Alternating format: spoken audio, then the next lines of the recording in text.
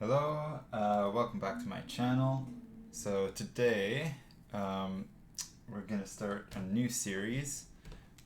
It's going to be a character design series, and the first thing we're going to look at today is character structure.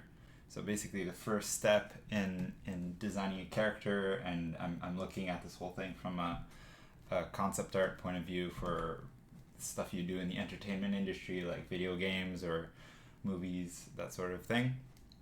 So so character structure. What exactly am I talking about for this? So when you do concept art for a game, the main purpose is to be able to iterate quickly on a lot of different ideas. So to do that, you sort of need a base structure that you can kind of duplicate or do a lot of different design variations. So here, if I have this guy here, maybe this guy's frowning, and iterations are just variations of a similar character. Maybe, well, this guy doesn't have a face anymore. Maybe this guy has a hat with a flower on it, etc. This one has a little propeller. And basically you're offering to an art director just a variety of quick ideas on a similar theme. So for this character that I'm going to work on today, it's just going to be a sort of human female character, similar to a lot of the other stuff I have in my portfolio.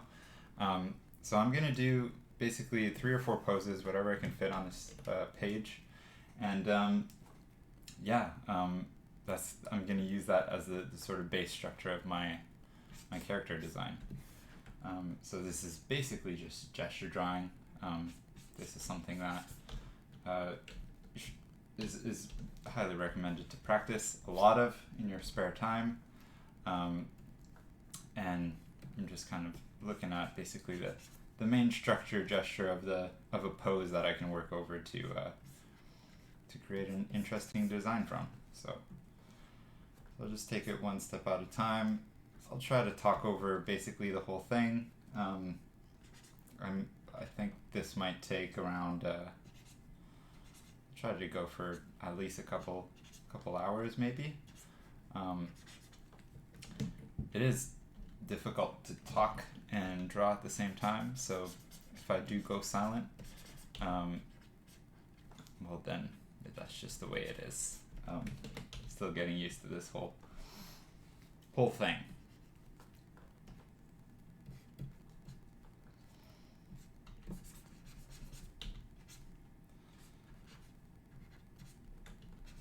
So for this character, I'm using basically a gesture drawing as a base body or structure, but if I was doing some other kind of character, like a robot with crazy shapes or something, I would use a different approach, something that's slightly more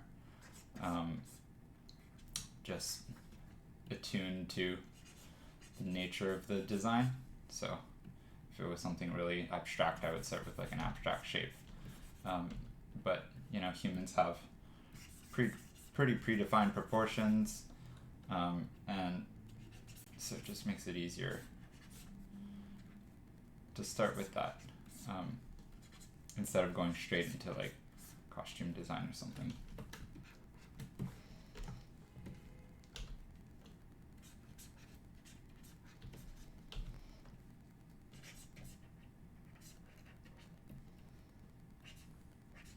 I'm not going to go too much into to detail about what exactly I'm thinking about while doing these gesture drawings, because that's a whole video in itself. I'm sure there's a lot of videos on the sort of fundamentals of gesture drawing that you can look at. I think I've talked about some of it in my gesture drawing painting series or workshop that you can find on my channel. So take a look at that. But basically I'm just trying to establish the sort of main relationships between you know, the head, the torso, the legs, what the overall kind of proportion and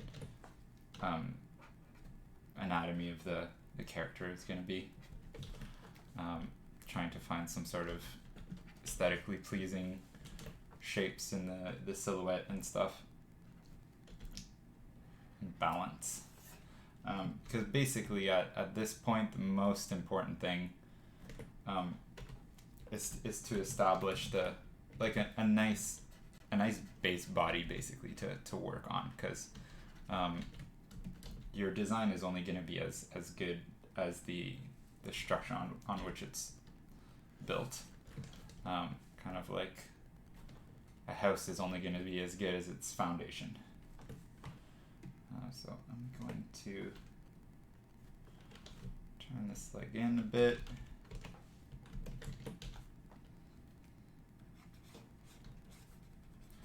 This is honestly one of my favorite parts. This sort of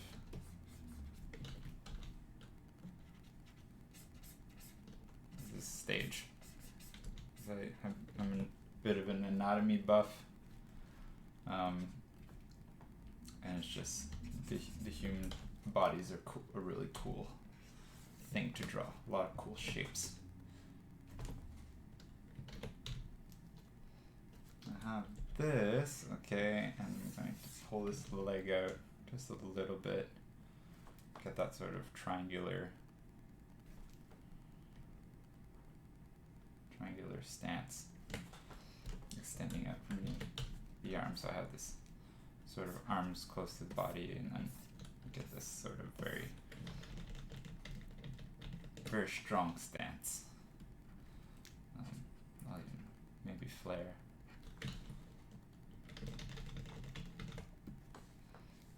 So I'm trying to find like an interesting pose, but still a neutral pose. So something that doesn't like I don't want to put like the arm here or something that, because it's gonna cover the torso, or I don't want to put, you know, like her arm covering her head or something like this, because it would just obscure a lot of the design later down the line. So I'm trying to keep basically most of the areas where the costume, or the details of the costume are going to be important. I'm trying to keep those clear.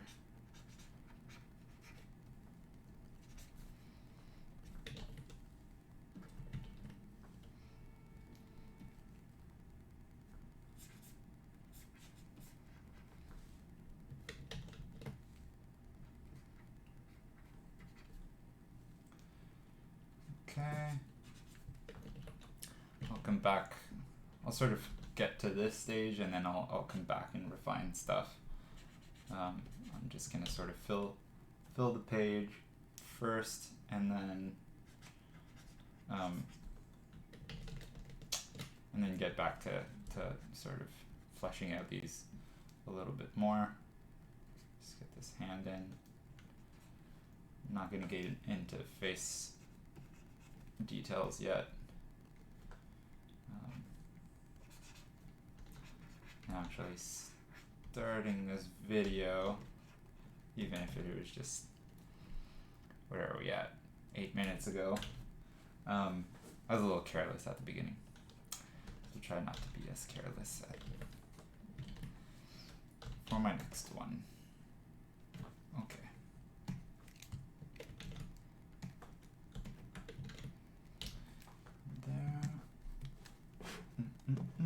I have a page just filled with hundreds of standing poses on my other screen, but basically it's just a template. I pull images from all sorts of different places. A lot of fashion show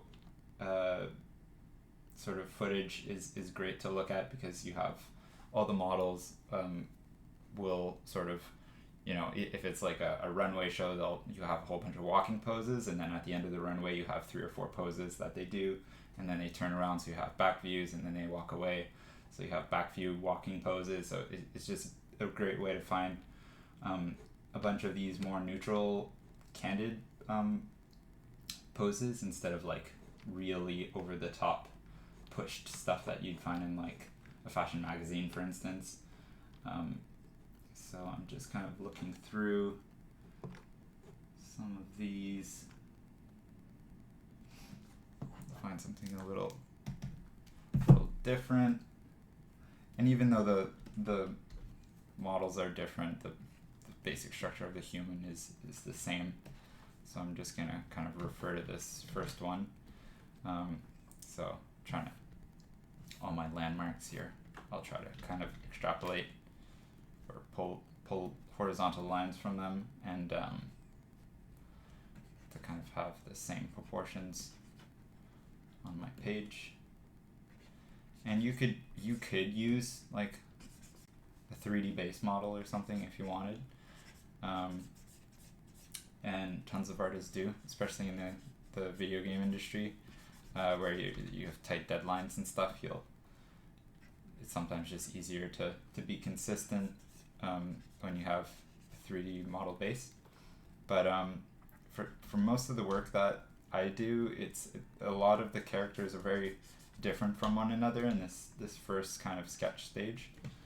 So and it's for stylized games, so I tend to just draw a new character for every new design. Whether it's like, posed like this, which you kind of hit two birds with one stone with getting an interesting pose, which is fun, instead of like an A pose or a T pose or something, and you get different proportions to kind of play around with.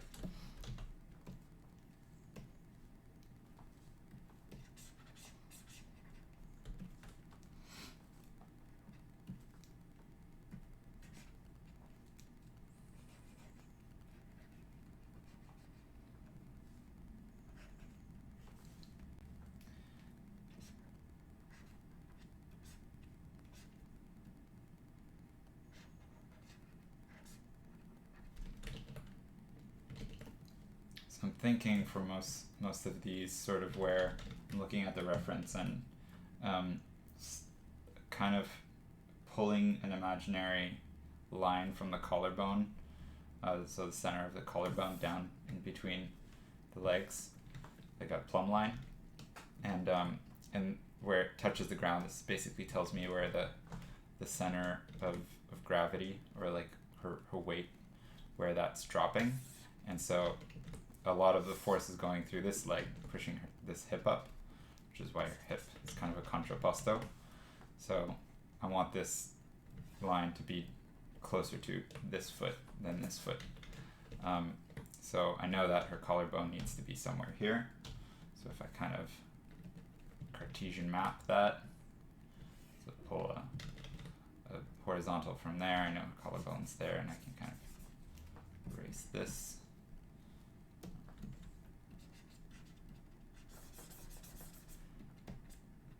So I drew that line, but I'm just kind of eyeballing it. Like for this one, it's more of an equal, a little more equal, but this hip is still a little higher, so it's kind of there. And that comes with practice. But if you need to draft everything out at the beginning, then for sure do it.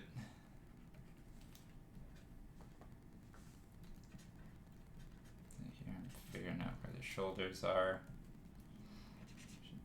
This one kind of has her hands on her hips.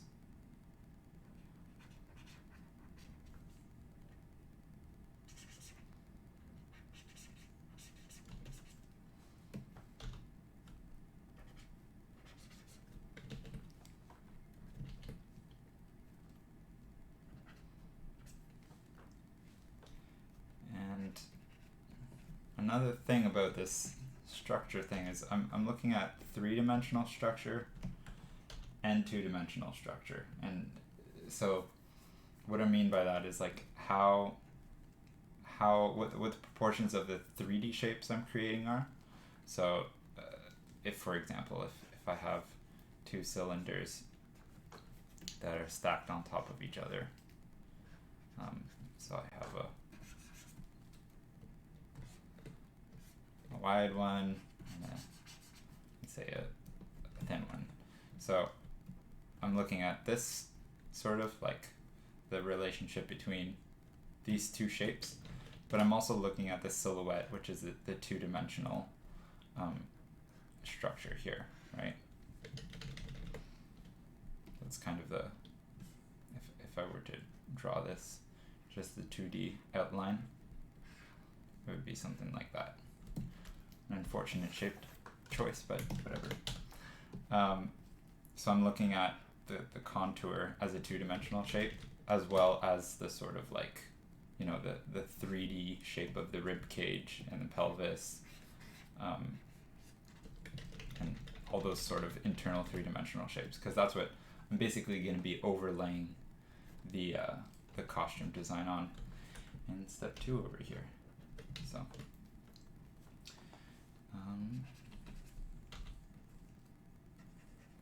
and a good way to sort of keep in mind your 3D shape is doing sort of this, and you can see I kind of indicated it here. Just basically drawing a center line over any 3D shape that you're doing. So you can see it's a little bit further from this edge than it is from this edge. And that's because the center line, it's in 3/4 view, so she's pointing this way. Sort of find top of her head.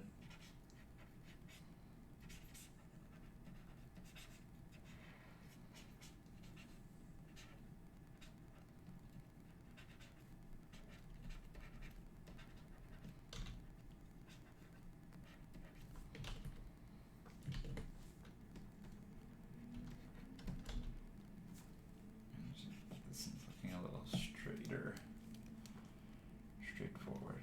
Oh, actually, I should put these aside.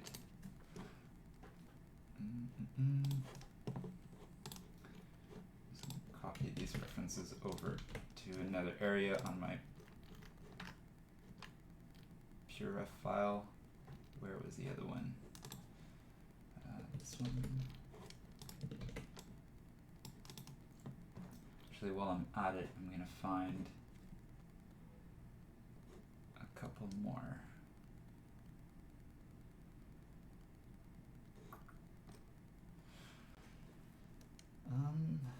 Let's do this side.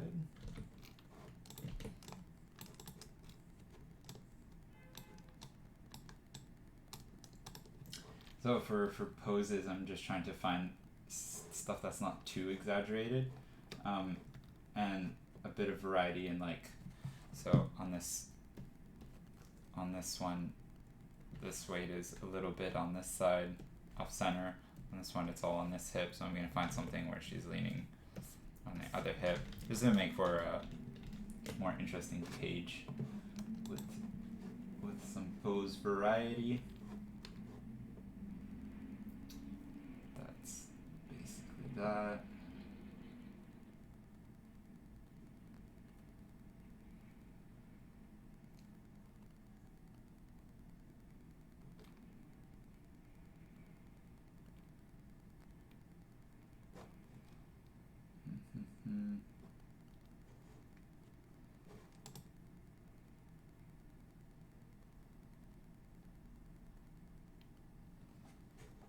So yeah, if you don't see anything on the canvas because I'm looking at a massive library of just standing people.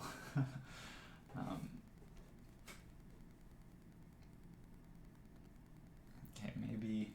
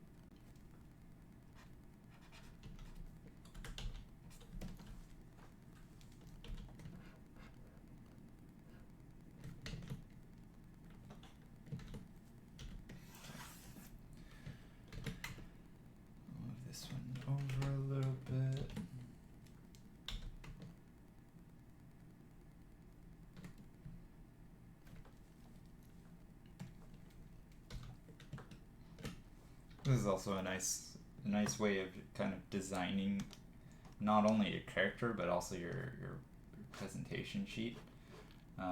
Is in these early character structure drawings, whether it's for or any design, not just for characters, but any kind of prop sheet or character sheet, or even like environment design call out sheets.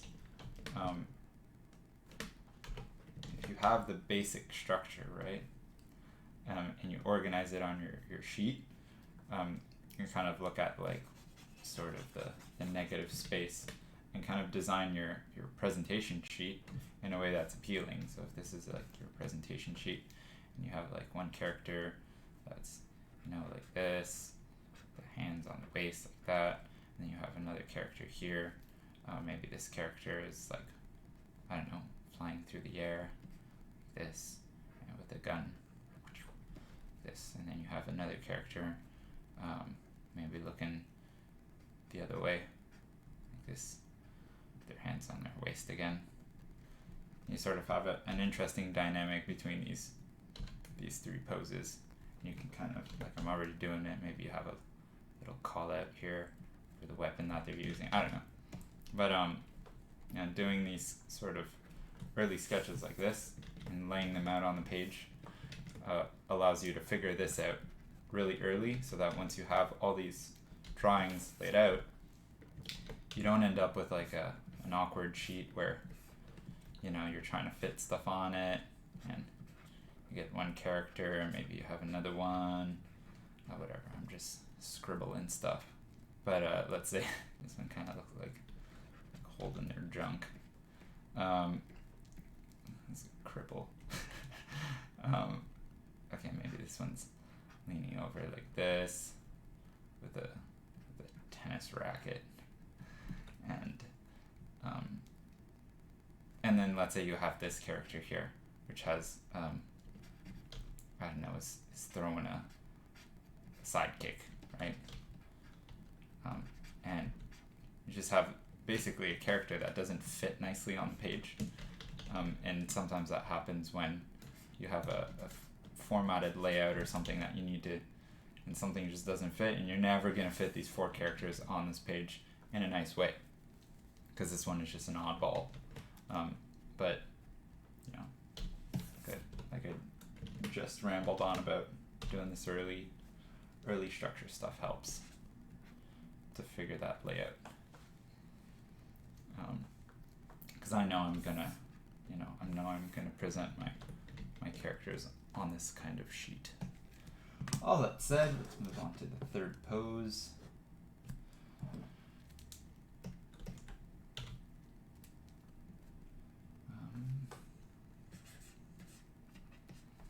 So I'm drawn and rambling.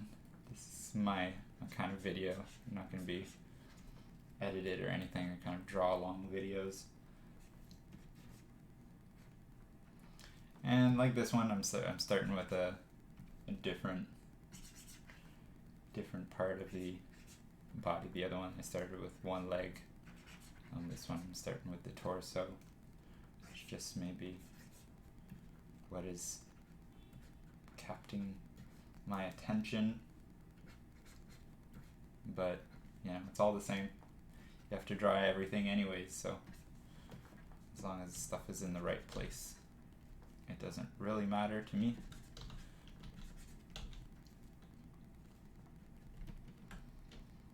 So here, like this leg is going out to this side, which might not make for a very nice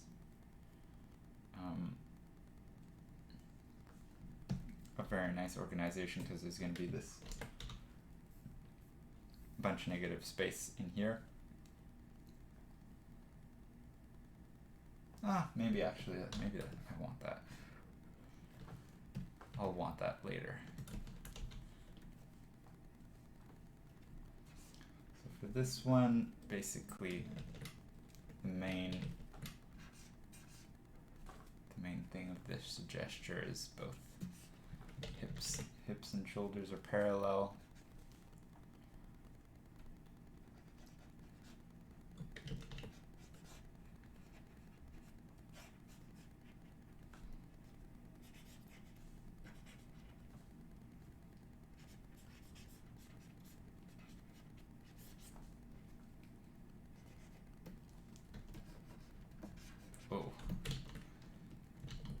not going very well.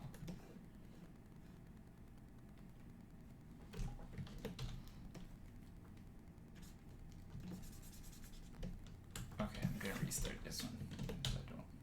I don't like.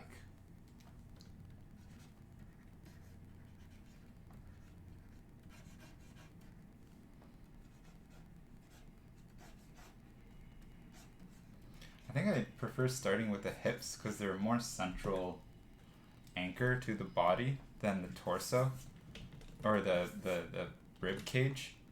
Like they're more central from here. And the legs are your anchor on the ground. Like finding out where your feet touch the ground is really important. And so I find this basically drawing the legs and limb give me a better initial measurement or initial like unit of measurement for the rest of the body.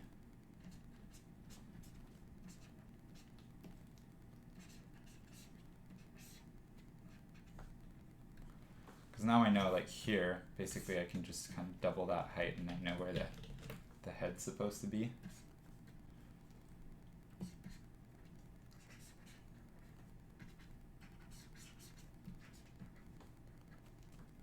So this one's going to be down. And I'm trying to do these without zooming in. I'm making a conscious effort not to zoom in and do these all from this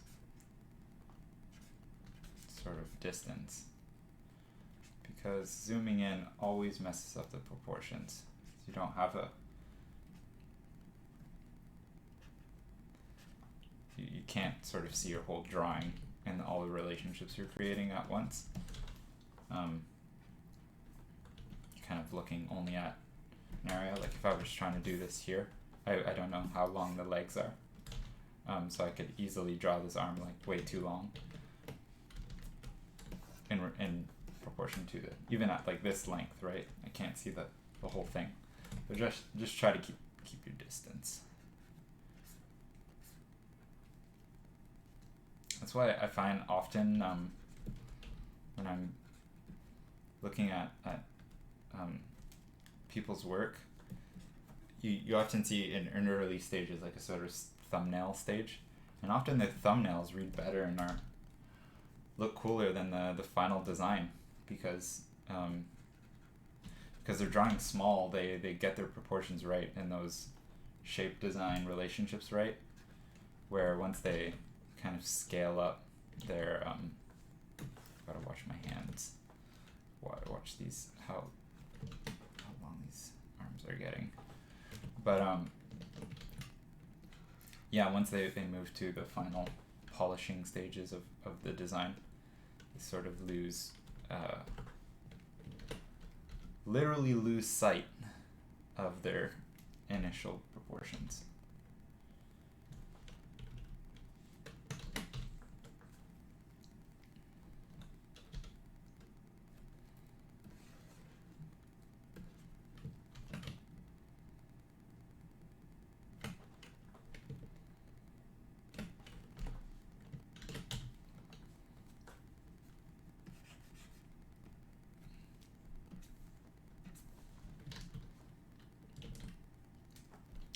So, I'm not having the best of gesture drawing days. Maybe it's because I'm recording at the same time. But the hope is more to kind of, it's just to get the drawing in, and get a sort of video or something, some sort of content out, because I haven't been creating anything for quite a while. I think I'm over a month. And people are starting to remind me.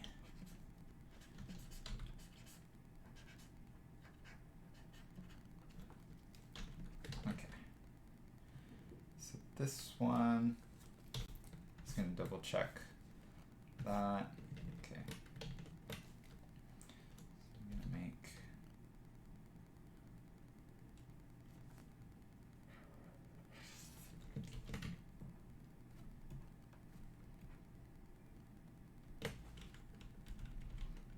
exaggerated this lean a little too much.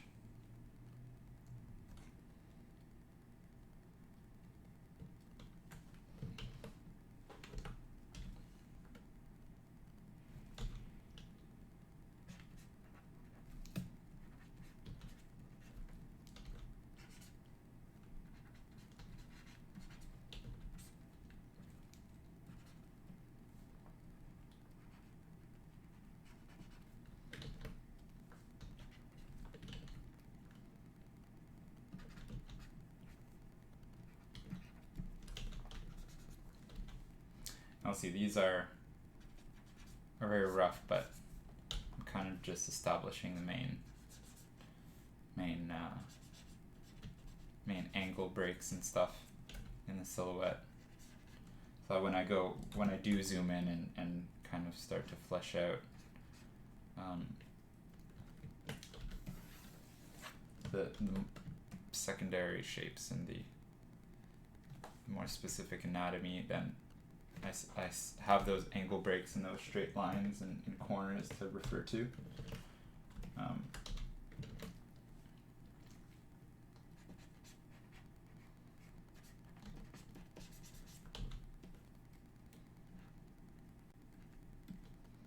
here we have an ankle.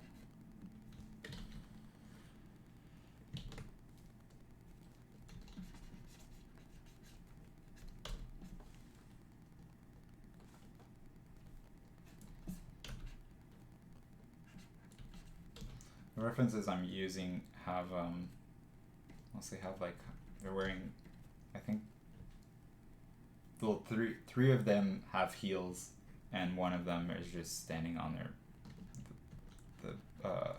standing on her toes. So that's why the feet are pointing like this. It does give like a nice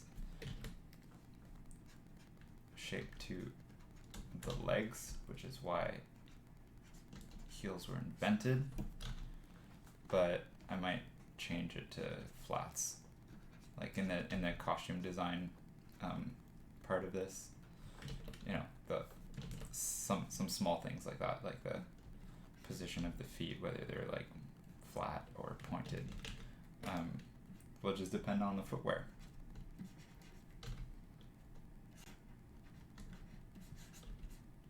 For now, it's gonna be that.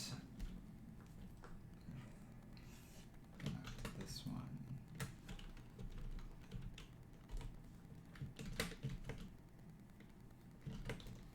Scale the head down a little bit. That's where the eyes are gonna sit. So this is the sort of negative space that I don't. Not that I don't like it, I just need to either put something in it or sort of rearrange these figures so that this isn't so evident. But who knows, maybe one of them will have like massive shoulder pads or something that'll fill up all that space. A big cape or something. I have no idea what I'm gonna actually design on these characters yet. We'll figure that out in the next video. Okay, I think you can fit one more on this page.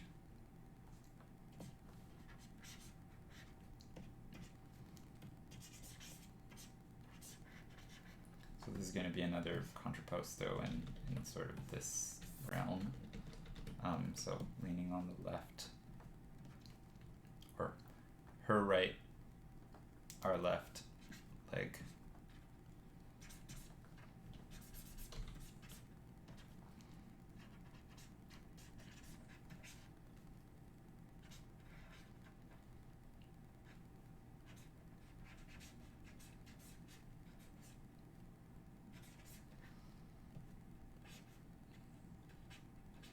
the nice thing about this one is that all her weight is on the one leg. Actually, I'm going to hide this one for now to put this one a little more center.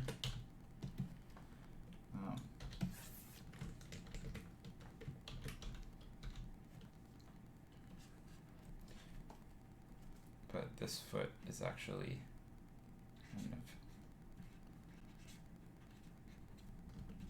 out, which is kind of nice. But that means that all the weight needs to be on this foot, so this foot is actually going to wrap even farther underneath here.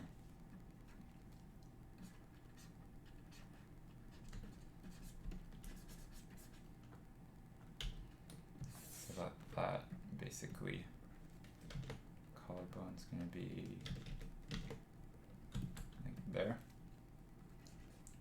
And then the other thing which is kind of nice about this one is that her rib cage is facing forward, so I'm just going to make this symmetrical, and then it kind of turns, so there's a bit of a twist in the torso.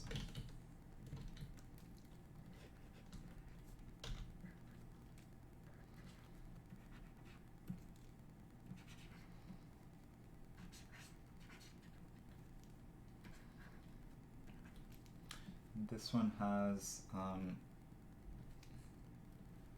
is a little bit more.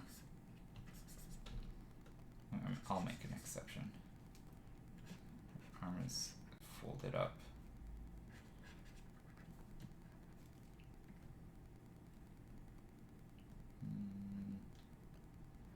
Not sure if I should make the hand up or down. It's blurred.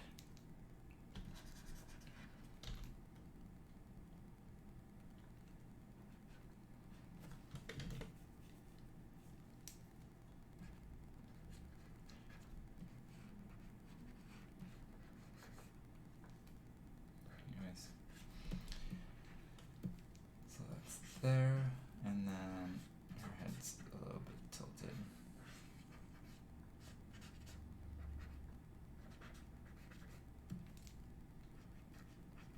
Yeah, I'm gonna tilt her head like that. Her head is actually tilted up, but just to make it a little more interesting, I'm gonna tilt it down. She's like putting something in her ear, which is, oh here, I'll use this like, maybe she's looking at something.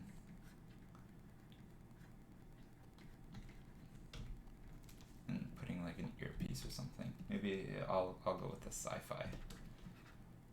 Some sci-fi designs. There, I've made my decision. One pose has decided the fate of this series.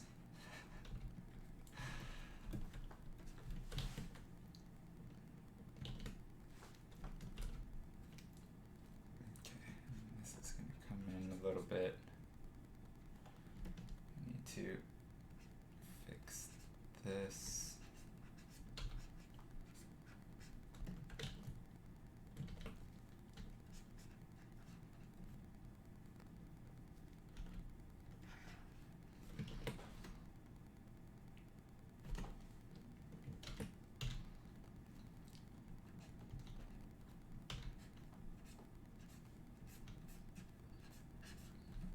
Okay, so I've drawn these pretty quickly. Not so quickly. 10 minutes each. But now I'm gonna sort of get into the refinement of these sketches. Actually, just before that, I'm going to fix the bottom of this leg. Well, actually, as a part of that refinement, I'm basically going to double check all the proportions, and then start looking at more specific contour lines and design the shapes of this mostly the silhouette, but also the sort of internal secondary shapes of the anatomy and stuff. You could start doing costume design and stuff straight on top of these, but I know I'm going to have some areas that, well, okay, the more precise your structure is, the more information you have to design on top of. Like if you only have like a half fleshed out body, it's hard to know where to put, you know, if you want to put a watch here, like it's better to know exactly where all the different parts of the anatomy are like delineated. Well, I prefer that. Some people just go whack with like a stick figure. So I'm gonna flesh these out. All that to say.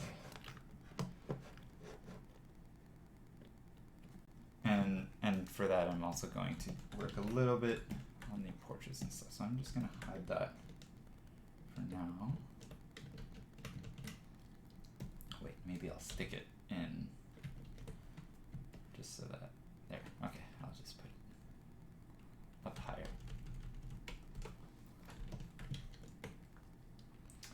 Okay, so these are a little bit claustrophobic on the page.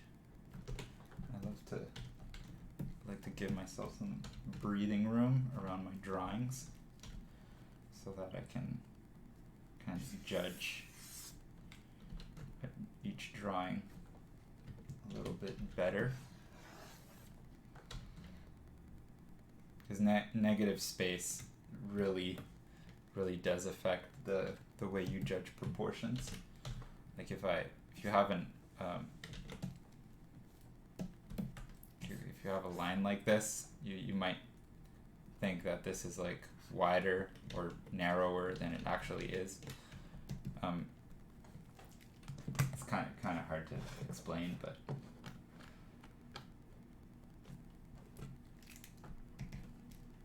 okay. So now I can zoom in because my major forms are established and I'm pretty happy with them.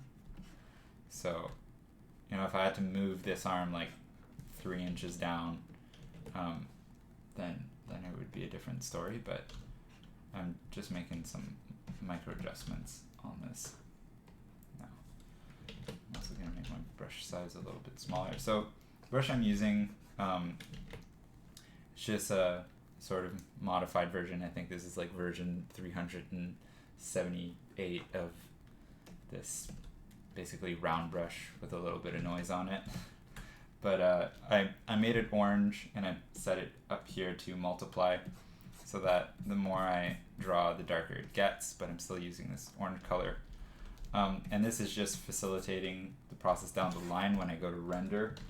I always convert my lines to red or some color eventually and set it to like overlay so that I can get that little subsurface red saturation where my lines are, because I paint my lines out eventually.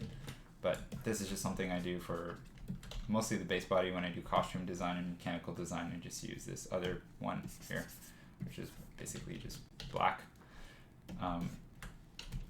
So yeah, I'm doing this. I'm using this pencil, basically just emulating a sort of colored pencil. And now I'm just going to refine some of these shapes while looking at the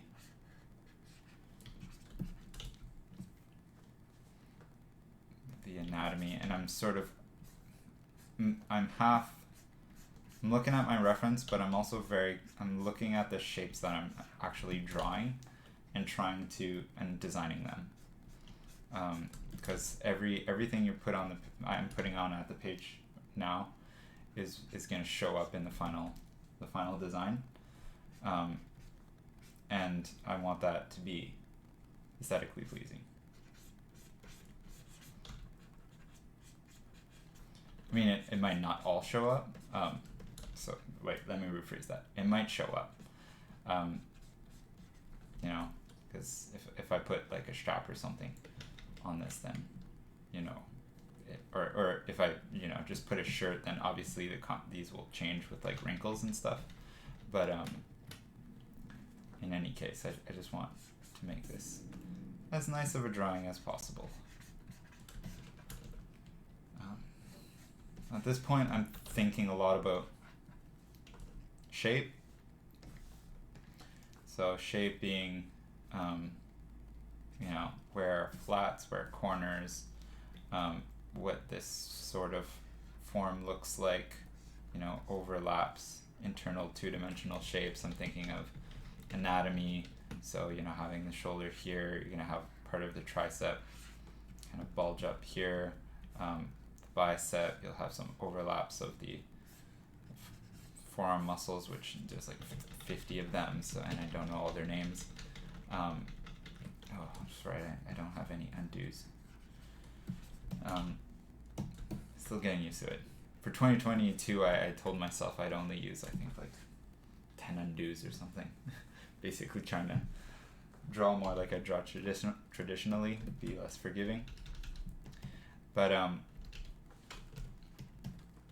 yeah, so thinking of those: anatomy, internal shapes, contour, external shapes, and then line weight. I'm thinking of what's basically going to be in shadow, what's sort of a secondary line or a primary line, what's a silhouette line, which is going to have the heaviest line weight, and if it's an internal line like this, these here, they'll be much lighter, or I just get rid of them entirely because I'll probably paint them out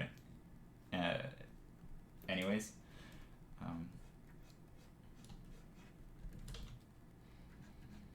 And then I'm also thinking of like staggering the shapes.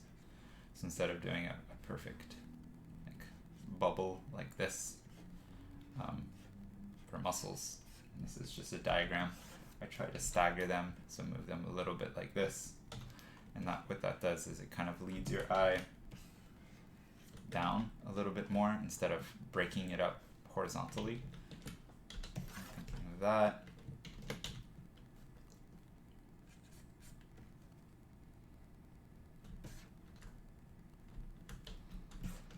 And then I'm just double checking angles and stuff.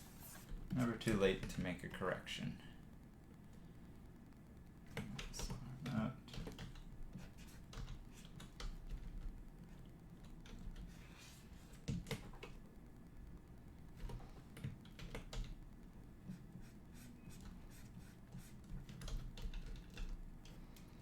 And I would normally zoom out to do that sort of correction, but I have my OBS open, which is acting basically as a second tool, so I can see like what I'm capturing as like a smaller image. So I use that sort of to help me. But sometimes I'll even go up here into a window and then arrange. I'll create like a new window like this, which I would keep zoomed out like this, and then stick that on my other monitor, so that I always have this zoomed out version. And you can see what I did by moving this arm is just create a more triangular thing, and I'll probably move this leg out too. Need to adjust this knee. Yeah, having this as a reference on another monitor also helps. Okay, now this I need to move in.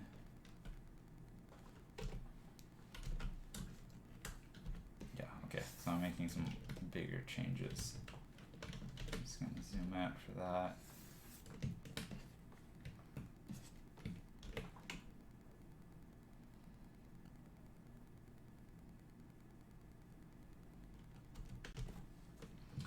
Man, time flies when you're not streaming, but talking and drawing at the same time. You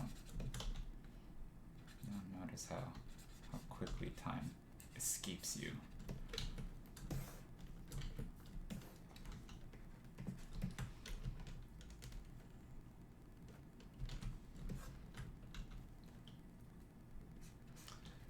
Maybe I just need to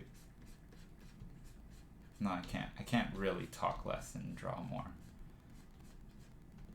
But let me know in the comments if you want me to talk less and just draw. Just listen to the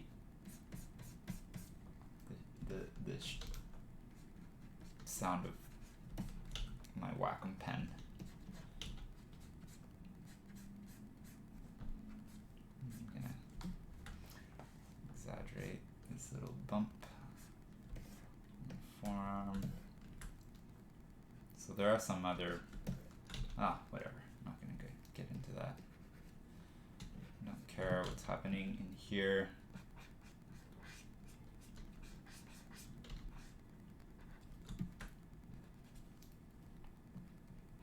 I'm actually kind of, I don't know can't see this back shoulder, but I can kind of guess what this shape is just from all the other drawings I've done.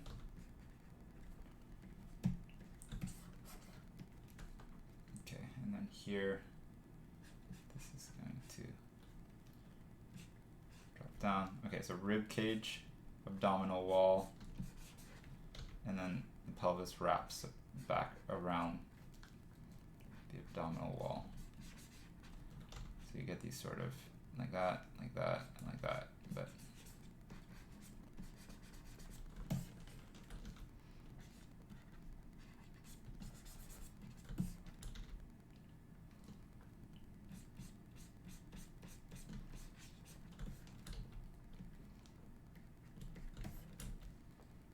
there, and then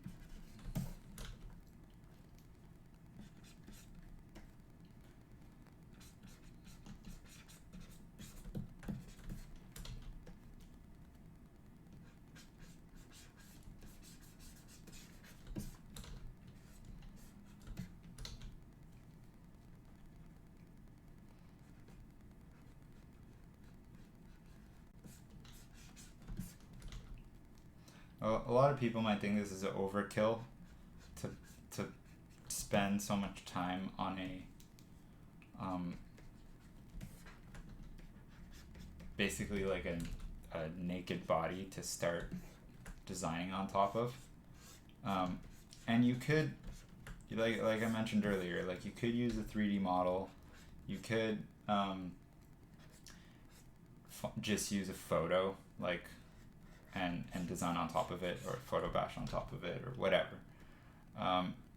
But this is like the most, like, I think drawing is drawing well is understanding well your subject matter, and knowing the nuances of forms and overlaps and all that sort of stuff.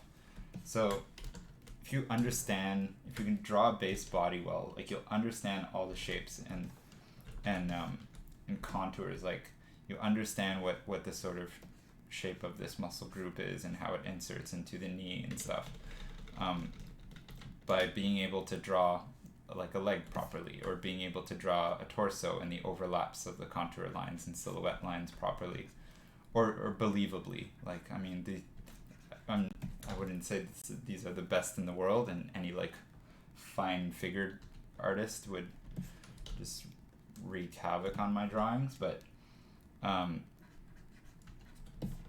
yeah, all that to say, like, if you can draw a figure well, then you understand the forms, and that allows you to design on top of it well.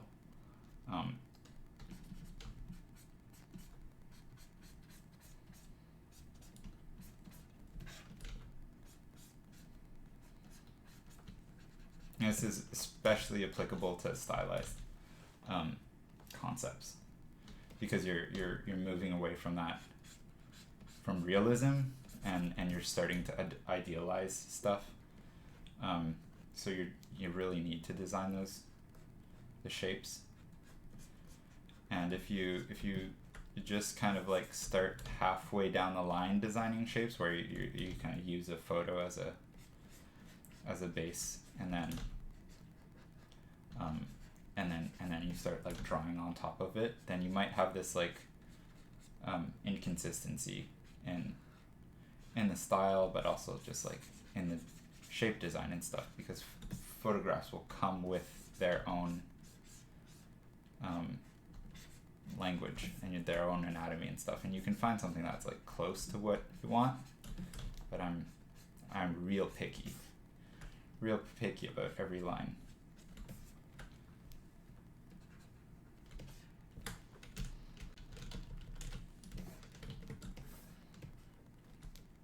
Alright, so now I have a little bit of a hop, skip, and a bump. Might exaggerate this a little bit more.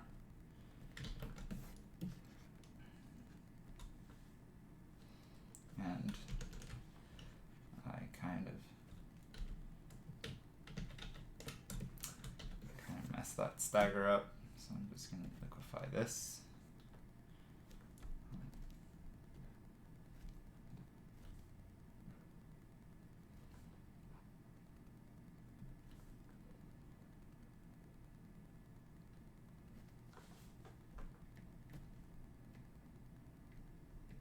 Just want to move there. So I messed it up and move it like 4 pixels. But it just allows, instead of both these lines basically leading into each other and kind of like that, it kind of allows more of a little bit more of that.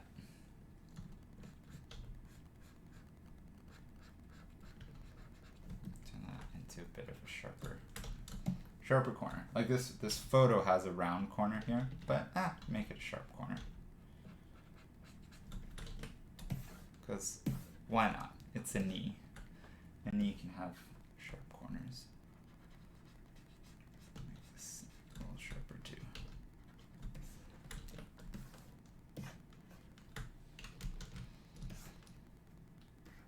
Okay, so there's still some, still need to move this whole thing over a little bit, because the thighs are different. It's something I often get wrong, is just I under exaggerate how, like in 3/4 view, I underrepresent how much the arc of the back affects the center line.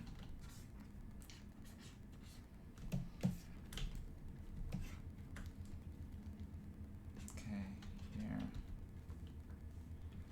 And the other thing I do is I underrepresent, or not underrepresent, what's the word I'm looking for?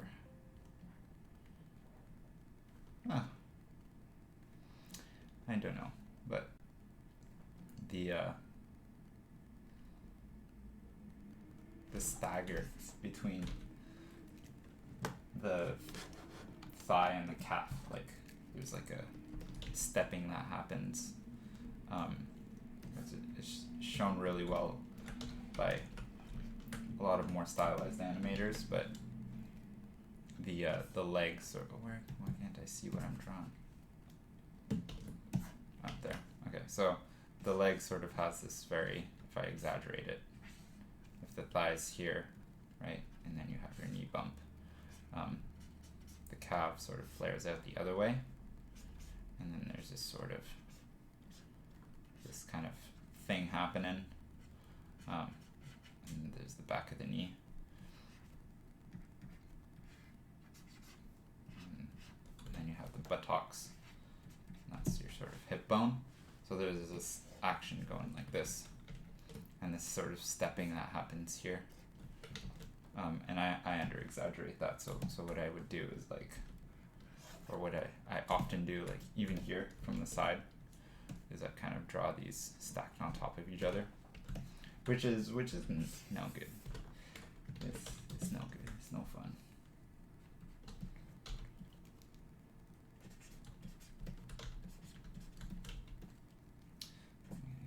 In, because it happens from the side view, but it also happens from the front. Yeah, you get this little cut into the knee.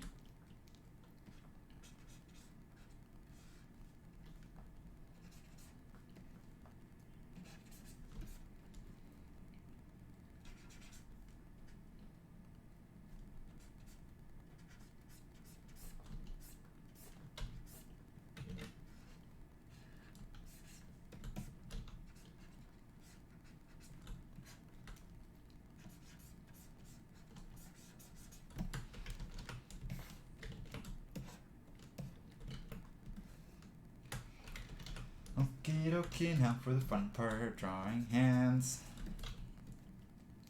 Keeping the head for last.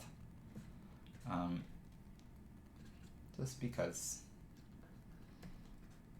actually for hands,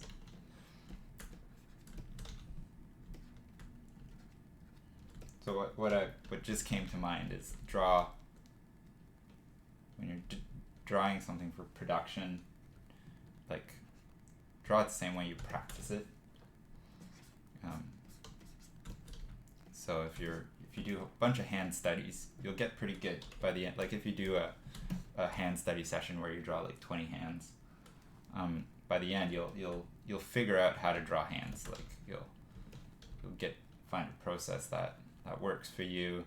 Like I don't know, maybe it's identifying the shape of the palm, and then you identify the shape of the fingers, and then you kind of erase it out a little bit, and then you figure out where the knuckles are, you know, whatever that process is. For me, that's kind of how it rolls. And then you should draw it the same way when you're actually, you know, in production mode.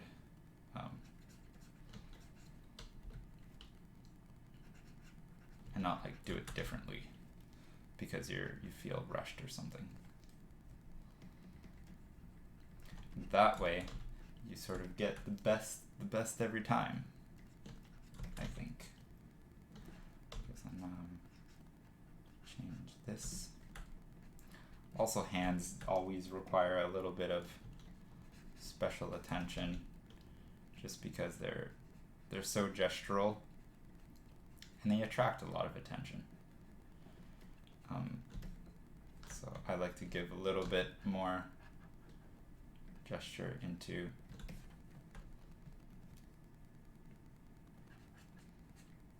my hands.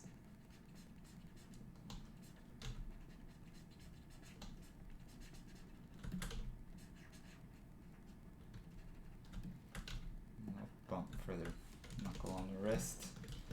And again, I'm concentrating on the silhouette, not so much the internal stuff, because I'm gonna paint out most of those lines. So I might just, you know, indicate where this thumb is sort of catching under the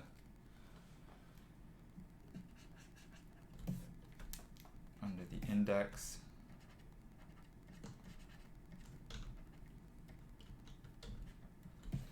But the shape feels right, and I can figure out, like, if the lines for these fingers aren't perfect, I can figure out where they are when I paint.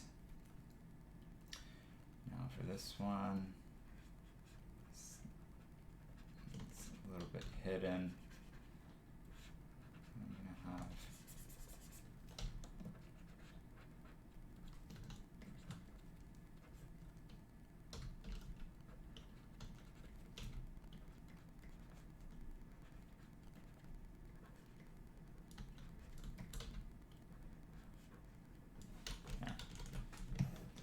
so it's just kind of poking out. I'm trying to, like, to place this hand, I could have placed it up or down a little bit, but I'm trying to think of where the arm in the back is.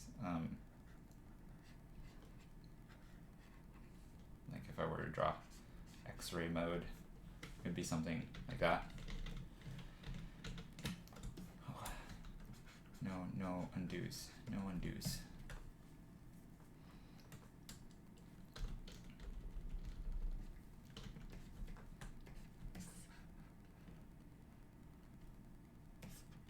Okay, how's this looking? That's looking right. And head last. The head and draw last. I might do I? I don't know. I was thinking of doing all the other bodies first and then doing all the heads.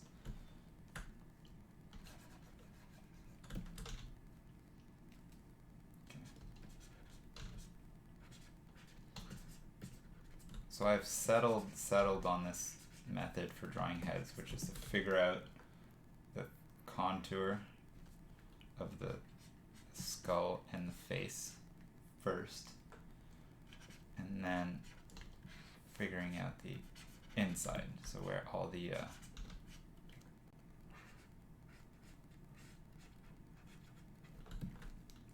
eyes and facial features go.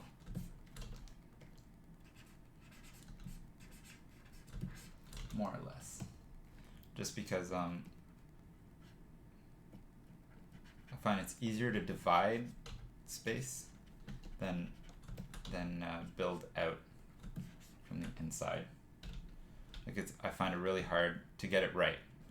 If I start by, I draw a nice eye, and then maybe I draw an eyebrow, and then because I need to visualize everything that's like around it. Maybe I draw the other eye, and then I draw a nose, but then I need to figure out like, okay, the corner here, and then I have to replace this.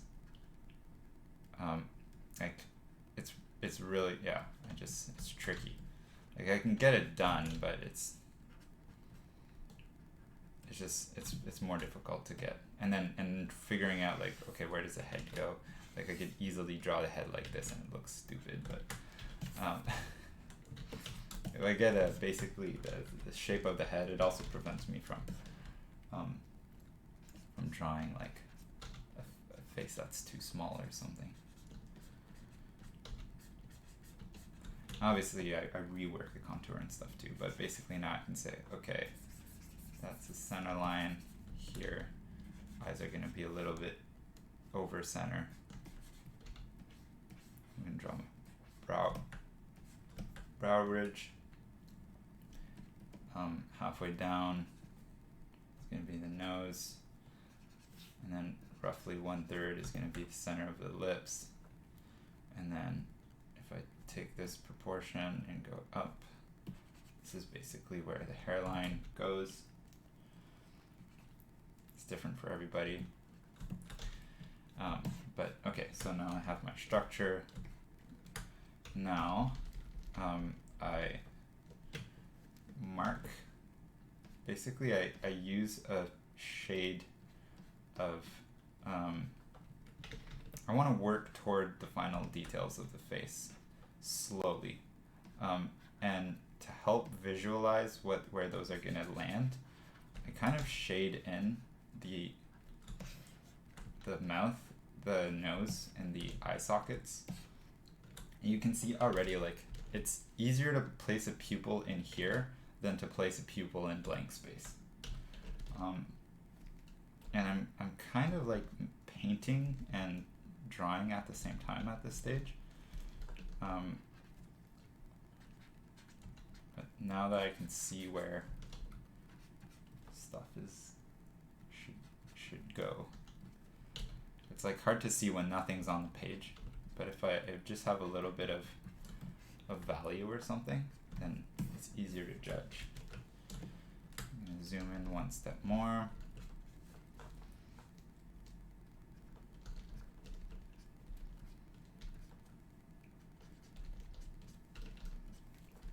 And the outside corner is gonna be a little bit higher than the inside corner.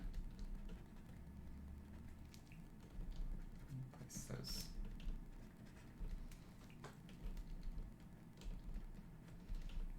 Equal eye width apart.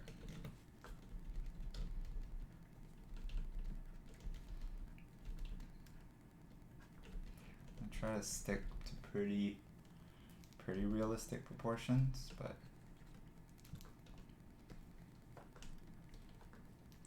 and you might be saying to yourself, maybe, I don't know, maybe not, why is the inside of the eyes darker when the whites of your eyes are white? And I think I've found with drawing lots of portraits that darkening the inside of the eye, like around the eye socket, even inside the eyeball where you have the white of the eyes, it gives the eyes a more passive look, like a less aggressive look. Because when you see the white of the eyes, it's like somebody's glaring at you, and and it's kind of like aggressive. But when you kind of darken it and kind of have it fade into the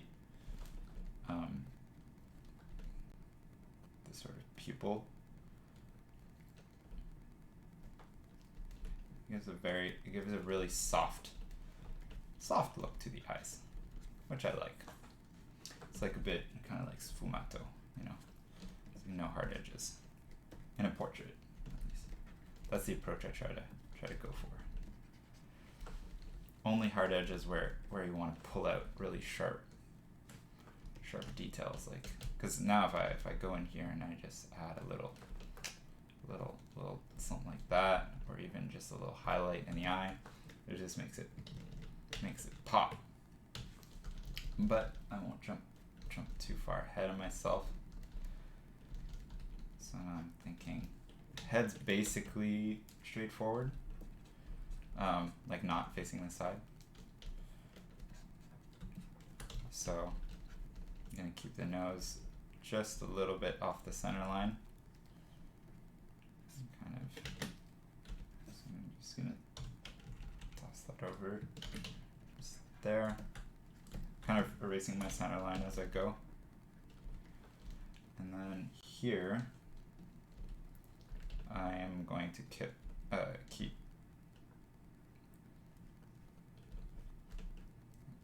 basically just figure out where the corners of the mouth go and draw kind of a little bit of value where the shade of the bottom lip is.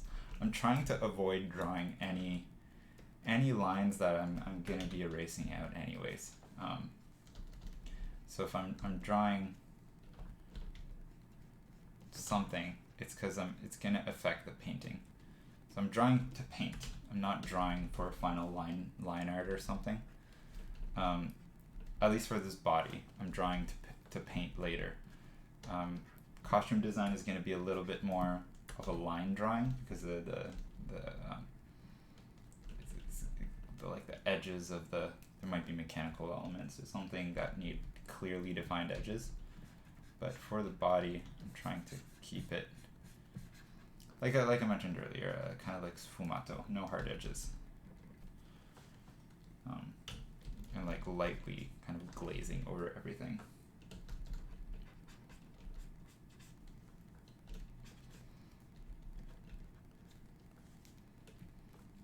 Okay, now, I'm just gonna adjust the shape of the cranium a little bit.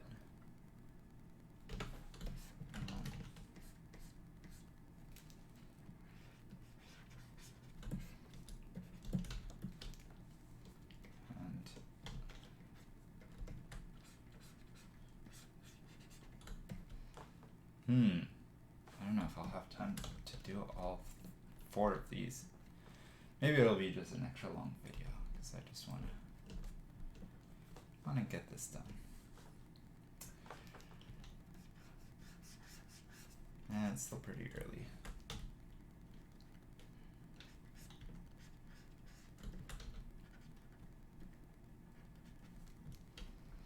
Okay, I don't see what this ear looks like because it's under the hair, but I can guesstimate. Like I know what an ear looks like. It's gonna be hiding behind the cheekbone. And then you have different parts of the cartilage, which aren't too important right now, but I do want to kind of figure out this sort of shape here. That kind of looks like, make it interesting. There, top of the head. I'm not gonna sharpen up because it's gonna be covered by hair eventually. Okay, so we have basically our first base body done, which we can design over. It is a little bit. Okay, I'm going to take this,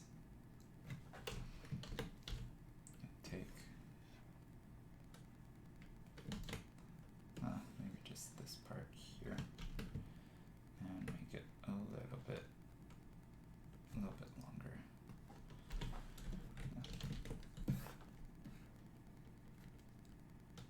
you go. That's pretty. That's some interesting shapes there. And I'm gonna take this neck.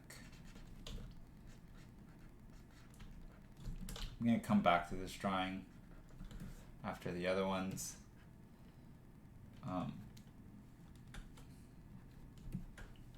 I always come back to a drawing 4, 5, 6, 7.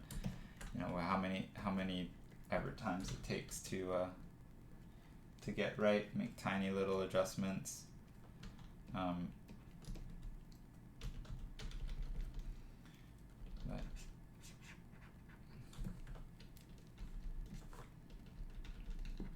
also gonna just indicate the other side of the ear. There. Let's give her a hairstyle. Why not?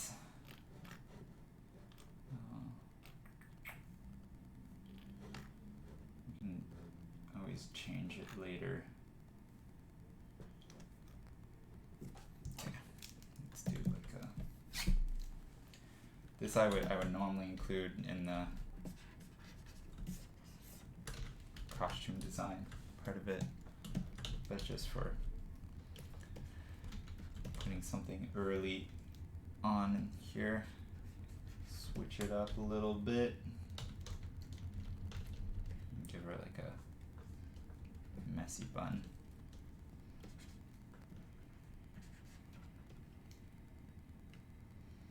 And figuring out main partitions in the hair. I'm doing this on another layer, so I can always swap it out.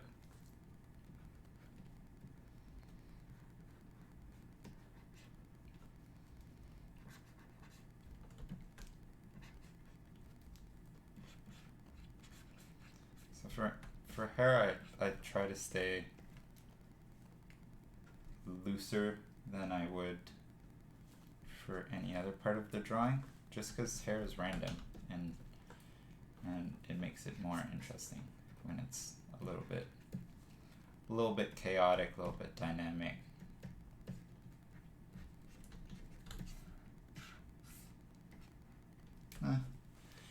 Maybe no dirty bun. Maybe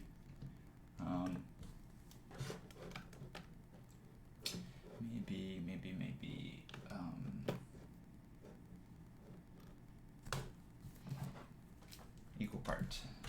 Just a straight. Something very, very neutral. And not too distracting. Oh, yeah, because also her pose is like kind of like this. So that would accentuate that. So for the part, I'm going to try to part it right in the center. Then you have little baby hairs here before the first sort of overlap.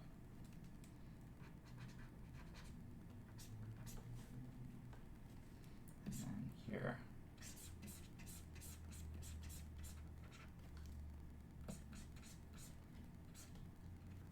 Basically working in ribbons.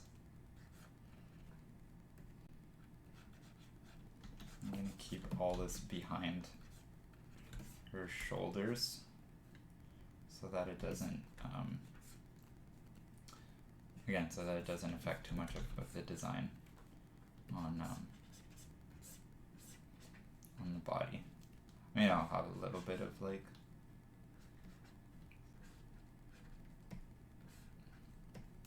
little randomness, but this will cover the ears.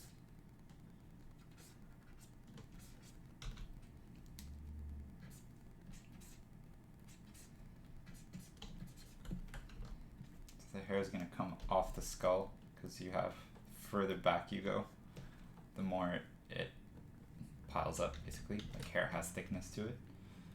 So I'm just going to raise the back a little bit. I do take it in consideration when I'm drawing the skull shape, that it's a little bit less than the silhouette of the head that I'm referencing, which is why it kind of works itself out.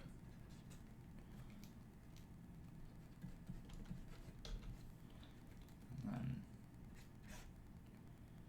again, I'm going to sort of just keep it.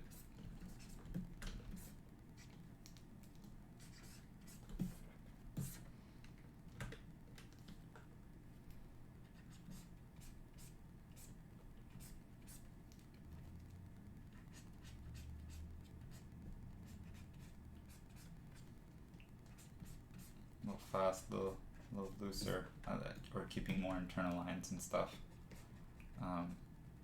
Just keeps it more interesting. Flyaways. I'm gonna try not to get too much into detail, but the hair is just so fun.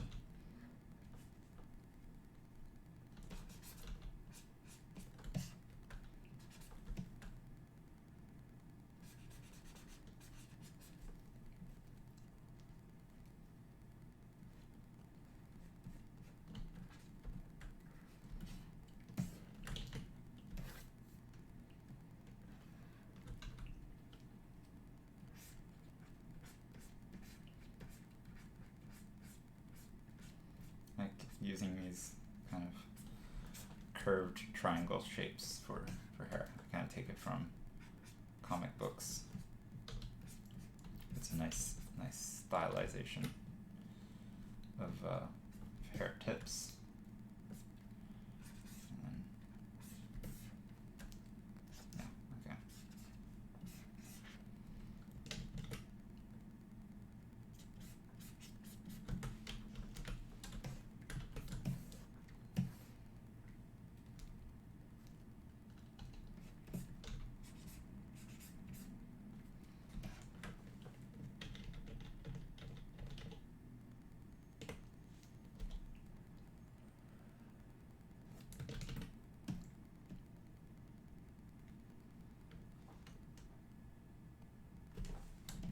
Just keep that for now.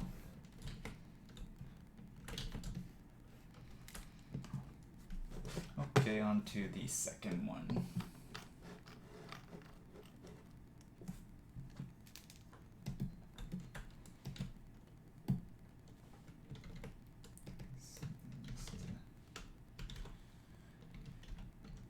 Your hair. Take a drink of water.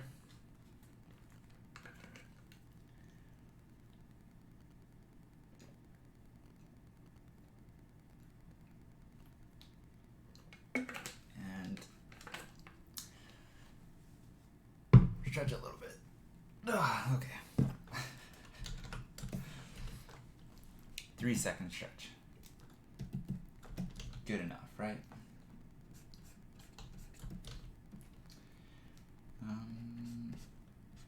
So I'm gonna go through the same process I did with the first one, just refining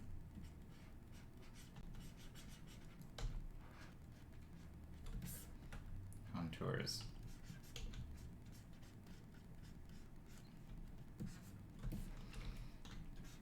And this is highly reliant on your knowledge. You're not like your how can I say this? It relies on your knowledge of anatomy, but not your like being able to name every muscle. It relies on understanding the shapes and the locations and how stuff functions in terms of how stuff functions on the body. So like I know that this line here and this line is basically part of the rib cage that is going under like this, and then you have a sort of, I know on males it's called the Roman arch, but you know, this part of the rib cage, the Roman arch, I guess, and this kind of flows underneath, so you kind of have this egg shape, and then this part here is actually the oblique, and then here you have the bone of the pelvis, which is coming in, so the oblique kind of rides on the pelvic ridge, So that's why I'm putting those lines there. This is also the oblique, but it's stretched. It is not going to have that little bulge because the hip is going up and the shoulder's coming down. This line here is the lats that are going behind and inserting into the spine. And then this here is also,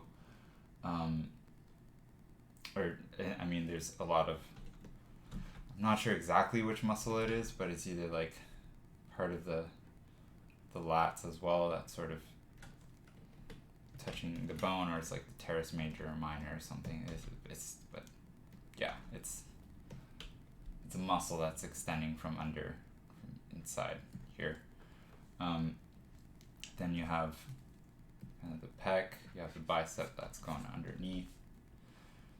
So all these little contour lines are dependent on knowing like why there's something there, and what it looks like from different angles. So here, like I have the same stuff here, right? The oblique, I have the glutes, you have the sort of the lats that's coming out here. You have that same bump here, right, from the rib cage. Like I mentioned earlier, the abdominal wall, you have the pelvic ridge, then you have all your not adductors, but some like weird muscles, hip muscles and stuff that are happening.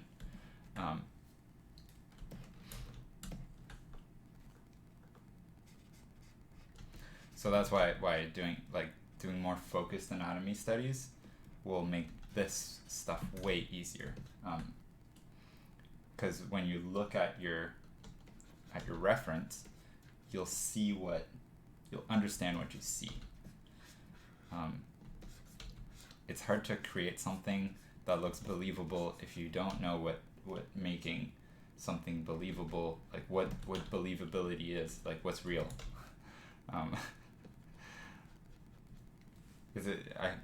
I just hope you get what that means, what I mean by that.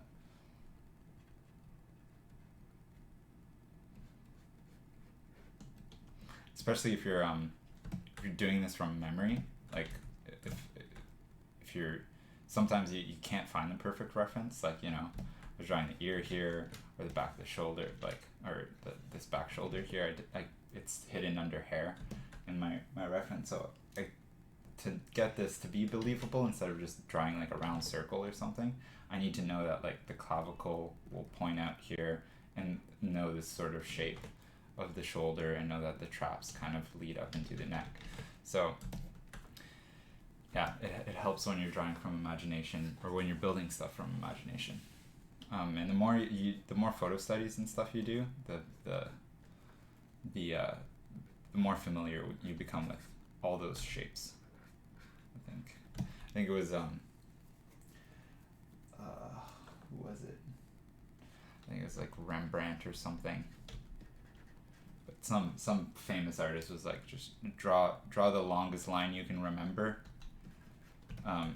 Referring to like you should be able to see and understand what you're drawing in your head before you actually put it down on paper, and that's understanding your subject matter like this.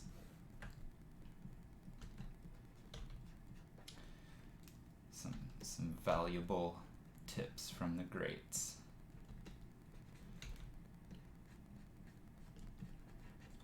It also helps you stylize stuff on a different note. Like if you're looking to develop a style, understanding how things work in reality really helps with that, because you know what to exaggerate, you know what to leave out, what to push or pull.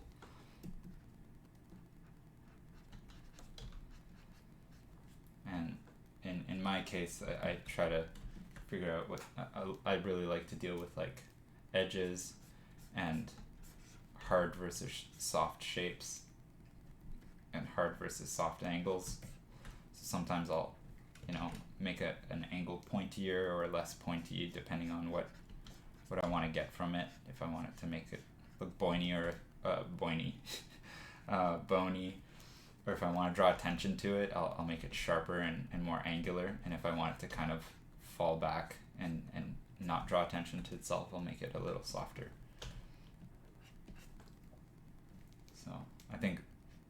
terms of stylization, my art style is a little bit it's more subtle. It's more in like the secondary details and than it is like, you know, drawing a character that has an arm, like, I don't know, just like that, or, you know, having really crazy exaggeration and stylization. But stylization nonetheless.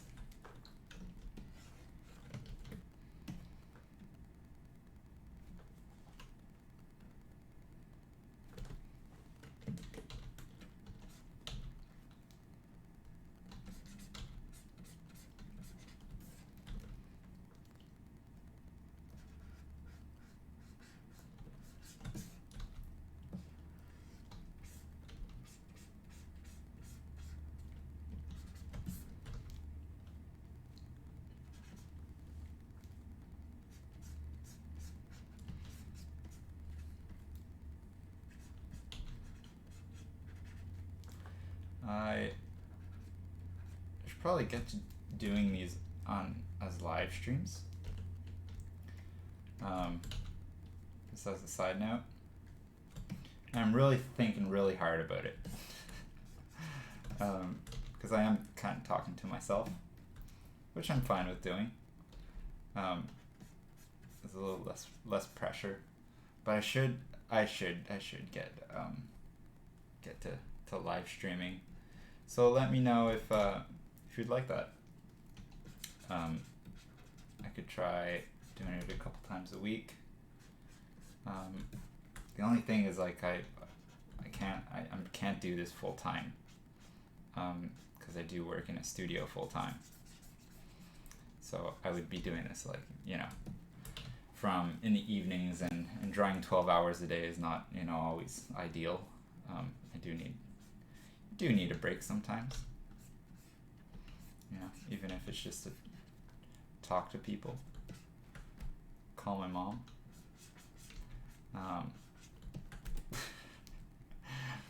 But yeah, let me know if you're interested in doing these sort of live streams, because it's the pace, right?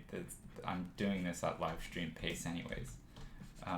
It's just live streaming. The only reason I've kind of been putting it off is that there's other layers to live streaming, like there's the technical stuff, and then there's also, you know, managing questions, and I'm just rambling and making up excuses. But yeah, I've been putting it off.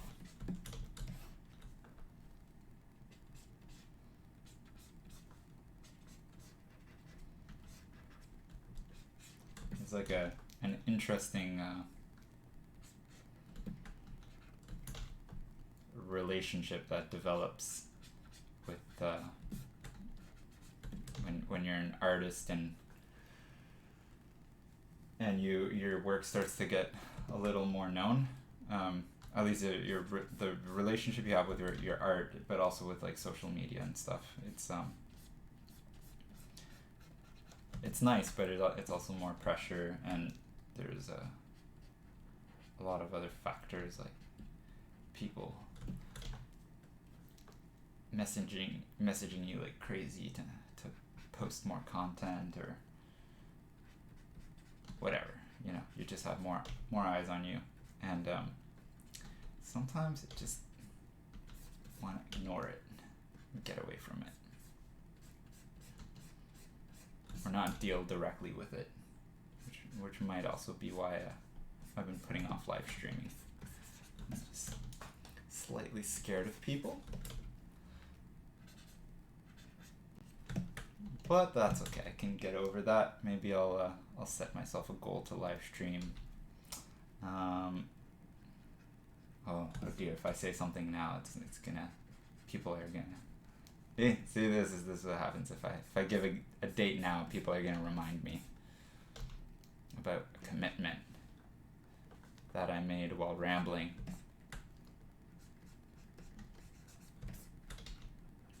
End of the year, 2022.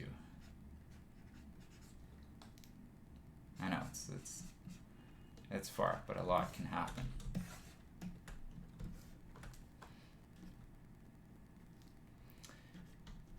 Okay, here, getting to hands again. This one's fun, very foreshortened. So in this case, I draw basically the knuckle ridge, and then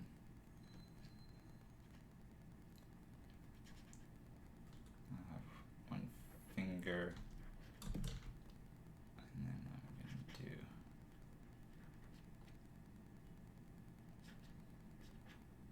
hands are very much like a graphic design thing. I find more and more. It's like if you can make the hand read as a graphic shape, then your hand will look nice. And it's surprisingly hard. It's like there's all these like subtleties to the shape of hands, but some you just have to like ignore because it's distracting. You know, like veins and little folds and fingernails, and there's so much detail. But if you just want to get the gesture right,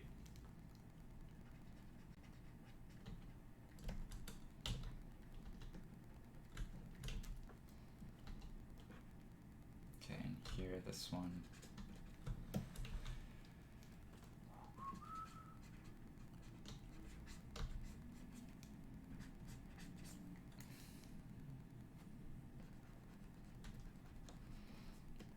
Also, if you're listening to this all the way through, or not, maybe you've just jumped to this part, I just want to thank you. Thank you for sitting along and drawing along or listening along. I hope you're enjoying the drawing, and I hope you're getting something out of this.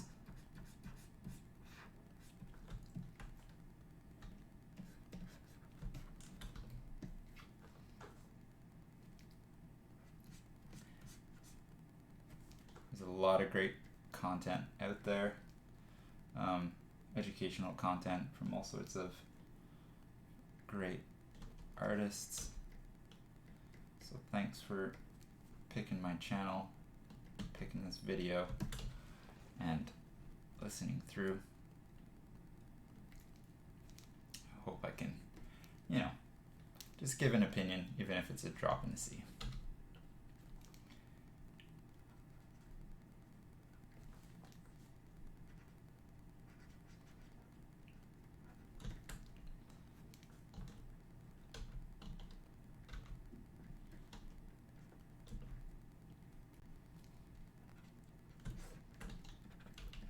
But I think I've settled into a pace now. I'm noticing that I'm more zoomed out drawing this hand than I was on when I was drawing these ones. And I think that's just because I've settled into a groove. I like the size of the drawing that I'm working on, and the sort of the amount of detail that I can translate without zooming in.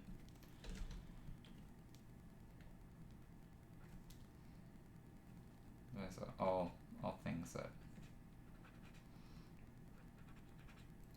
I should be conscious about.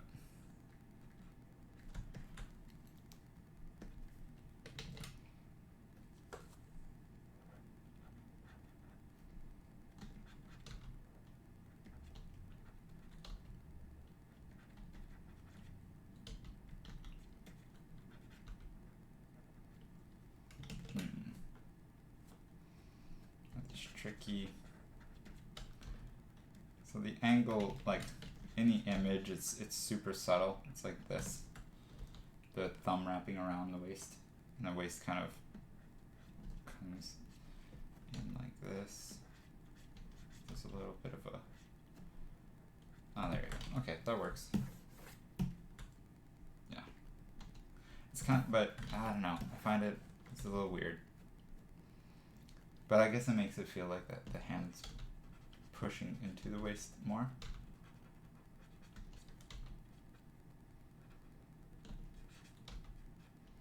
Again, I'm just gonna try to accentuate this, the graphic nature of hands with that silhouette line, and kind of erase out the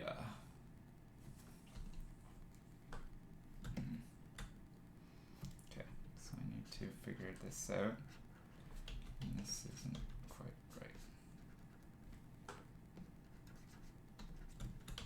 There.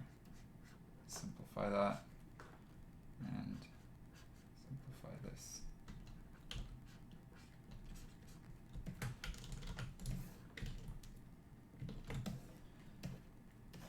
Okay. I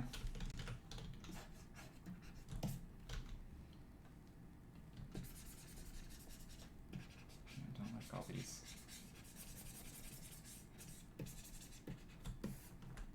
It's for what I'm trying to do. I don't need all these internal lines. Like I kind of need some of them, but they can be really, really subtle. They're just markers. So here, it's gonna be there. It's there.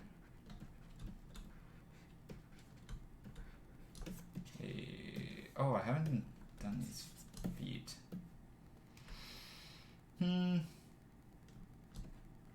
Don't ignore feet. And I'm gonna live by that rule. Or show by example. It's hard not to ignore feet, because they're just,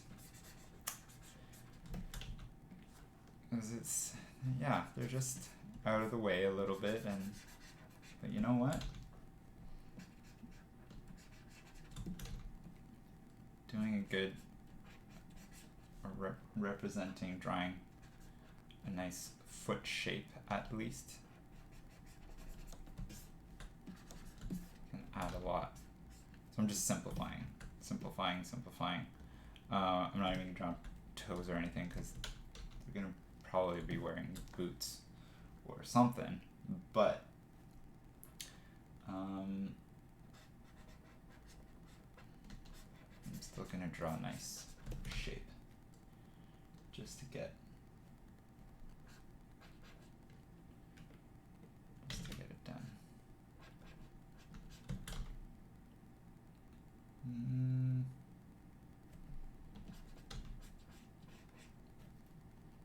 gonna go here.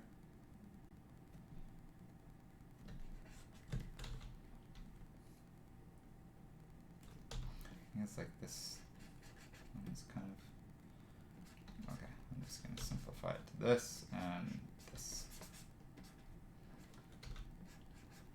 I'm gonna get too stuck up on details. Alright, or like a superhero simplification. Right, in a lot of comics, they kind of just simplify the feet to this graphic kind of pointy shape. You know, if they draw the underside of the foot, they just kind of do this like heel, whatever, this kind of shape. So I'm kind of pulling from that. If you want to make it a heel, you just add a heel. And this one. So here, at the ankle, and then wrap this foot around. This is going to,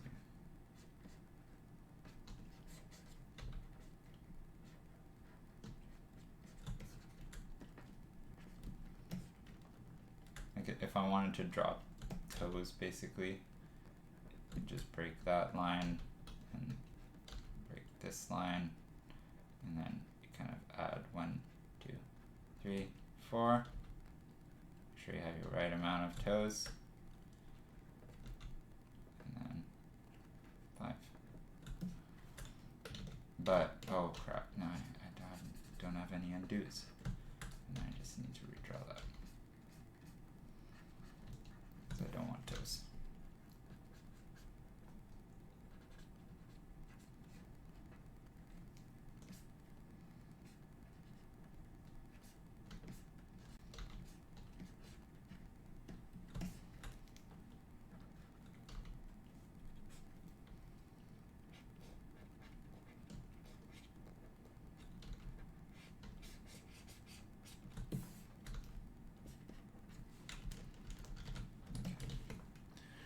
Figure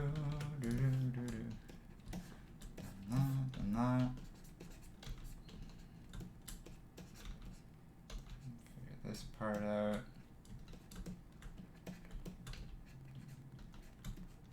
Okay.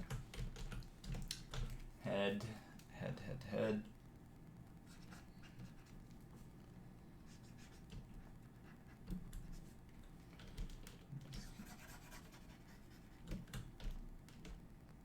Where are we at? Oh, I might get this done under 3 hours. Just maybe. So this is another common line that I'll use. Sort of like the Iron Man. I think of them as the Iron Man lines because it's kind of, he's got that like do do do do do do do do, and then like the, you know, whatever. But it works on Iron Man because it's a dominant rhythm of the face. You know, you see it in the Loomis head, I think. You see it in Bridgman's head, for sure. Like, Iron Man's helmet is basically like Bridgman's construction of the head, like the geometric simple version of it. And it's a great design.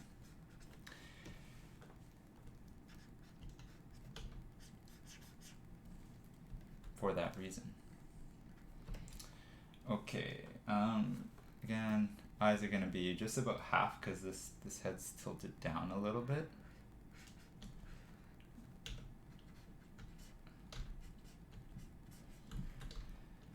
And then I'm gonna have this, so since it's tilted down, the ears are going to be a little bit higher up.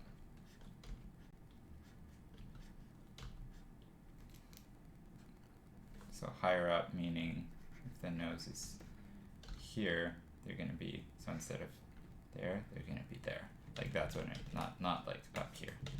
So subtlety, all in subtlety.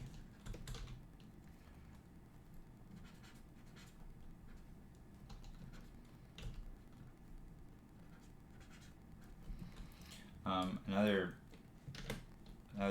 little detail of the head that I often see wrong, not wrong, well wrong, I'll say it's wrong, is the cheekbone actually comes out in front of the ear. So there's this overlap here where you have basically the cheekbone, and if this is the back of the head, this is like the temple, right, on the side of the head.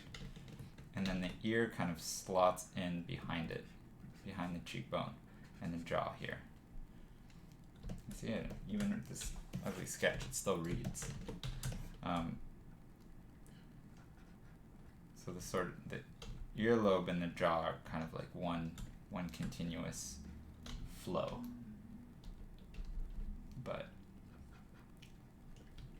the cheekbone overlaps it.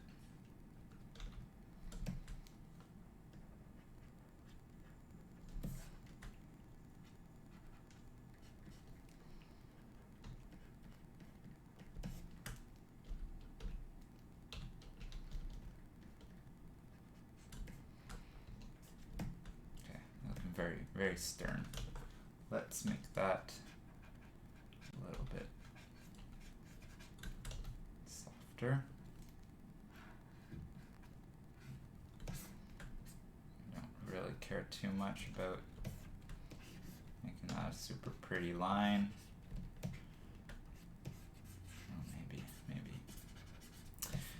And we're gonna get mouth about again. Okay, so just gonna repeat from here. So eyes a little over the top of center, and this is basically where the irises are. So it's not, or the corners of the eye.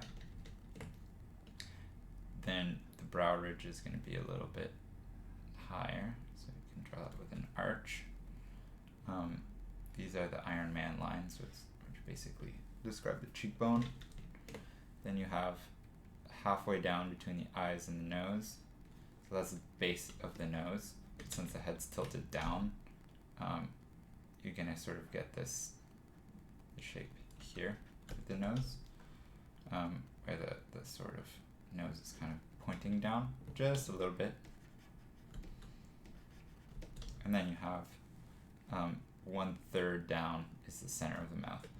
And this varies quite a bit. If you have like a child or something with very, very small jawbone, you might have their mouth here. So if you want to make your character really, really, cute and childish and like infant-like, then you make to make the chin smaller, basically you can bring the nose up a little bit and turn the nose up a little bit and bring the mouth a little bit closer. Well, not closer, but you're bringing the chin up closer to the mouth, so it makes that it's less like 1/3 and more like halfway down. All that said, I'm gonna make her smile a little bit, and maybe this is like super neutral, like neutral face. So for this character, I'll make her a little bit more expressive. So again, I'm gonna kind of shade in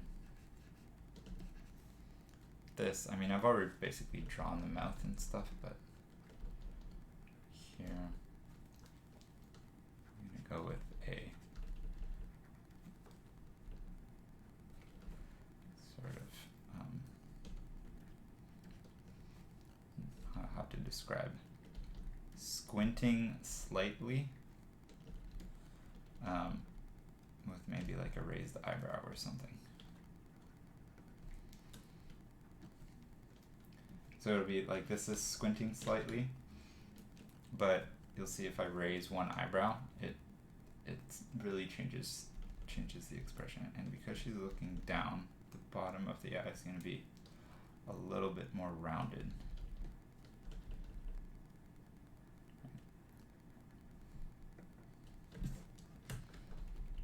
Here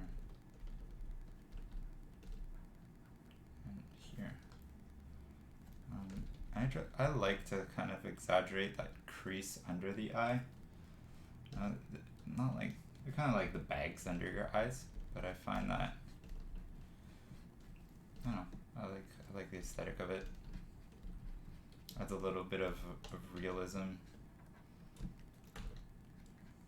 No eyebrows yet, kind of looks weird. And I draw the pupils last.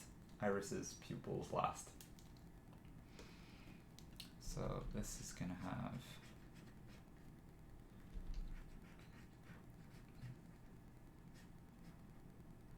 frowning eyebrow. You can see like I'm bringing it, I mean like the head's slightly down. You can see the difference between this distance and this distance. Or if the inside, that distance and this distance is a little, it's a little more evident. It's because this eye's frowning, so and then this one is going to be raised up a little bit, just a little bit. That. And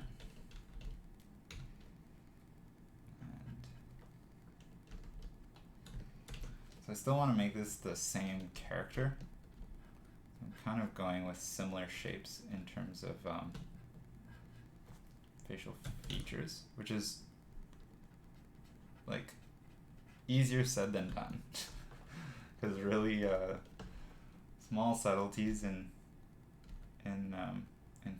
facial features will yield very different faces. Which is why, you know, in animation, when you have to redraw, and I'm not trained in animation, like, I've studied some, like, animators, but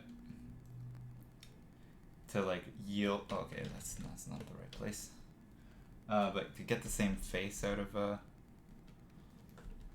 man, what's going on with this? Okay, whatever. But to get the same face in okay, wait, I'll come back to that. So I flip my canvas, and right away I'm seeing some small things. I'm just gonna adjust right away while I see it. So this eye needs to be raised. I'm just gonna push the expression a little bit. And then this needs to be more forward.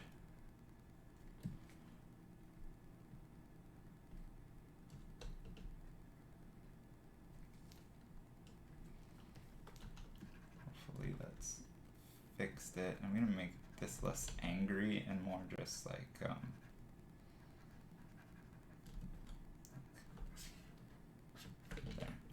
inquisitive. Oh, okay, one sec. Now she's cross-eyed.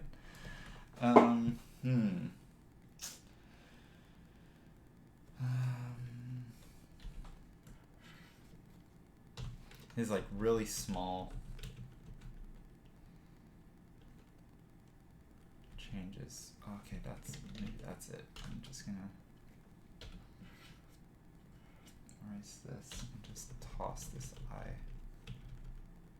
over.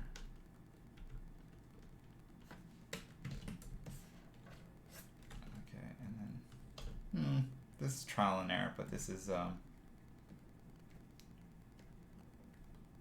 reality of drawing is every line brings you closer to the result that you want.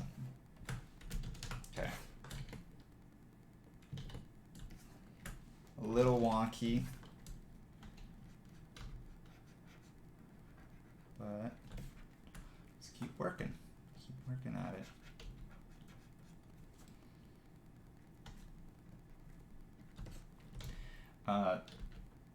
And honestly, this can be a lot of things that are making the eyes weird. If you just isolate the eyes, they look fine, but it's the relationship to the shape of the head, to the other features. Could be a lot of things. So I'm just gonna work on the rest of the head, and it might solve itself. It might not, but it might. I'm gonna raise the nose a little bit. And right away I'm just going to fix this shadow shape a little bit that is sort of emerging.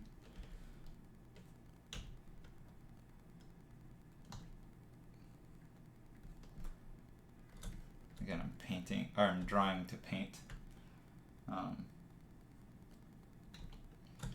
anything I can address now will be helpful down the line.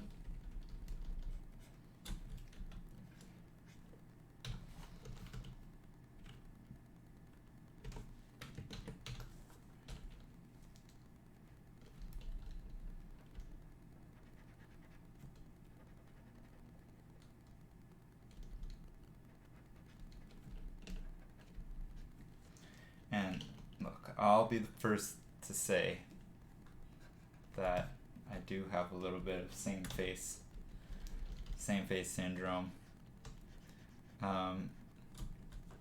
But I address it. You know, the work I do professionally, you know, when you're creating original characters, you need to create original portraits too. So portraits that have character and are kind of different. And the first thing you need to get right is a portrait that works. And this is where same face syndrome kind of gets in. It's just a standard head. It's a standard appealing head that I can draw consistently from any angle, and it gives me a good base to exaggerate features. So I can make, you know, the nose longer or shorter, or I can make her older or younger, or just by moving some basic proportions around. But the thing is I'm starting with a head that I understand really well, and then I could draw quickly, more or less. You know, if I were to draw, I could practice to draw different heads every single time. I can give it a little smirk.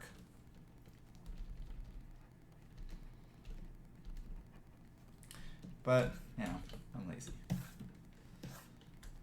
for certain things. I'm just gonna, okay, how is this looking? Okay, so like these look like, I mean, different people.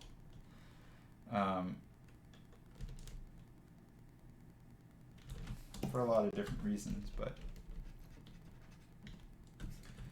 I'm not gonna worry about it too much.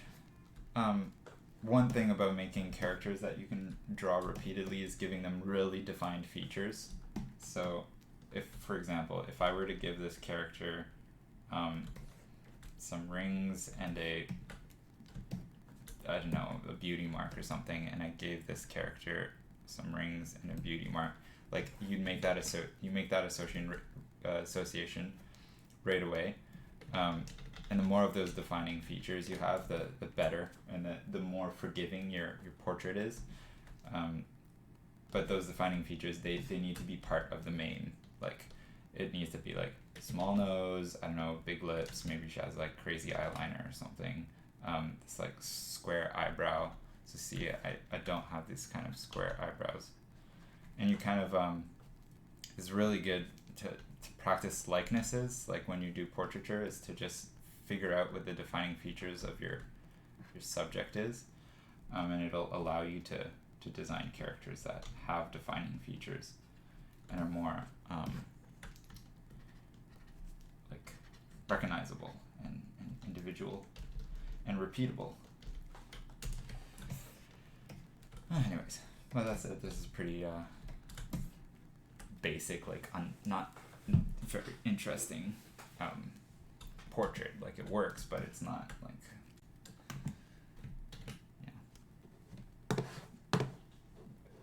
it is what it is. Okay.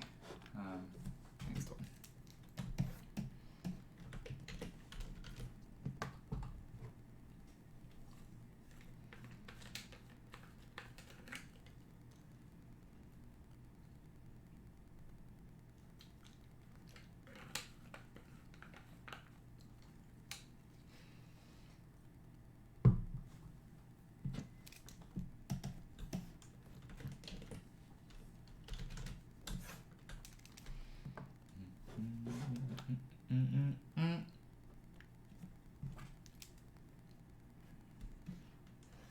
Maybe I like to do the from every once in a while.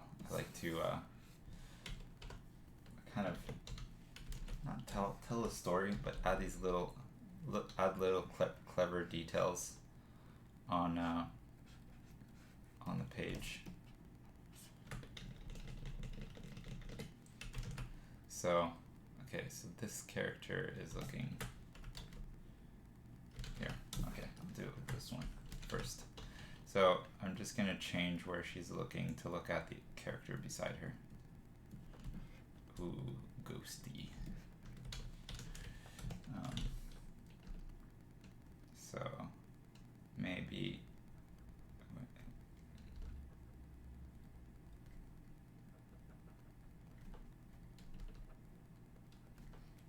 change her expression to be just a little more interesting.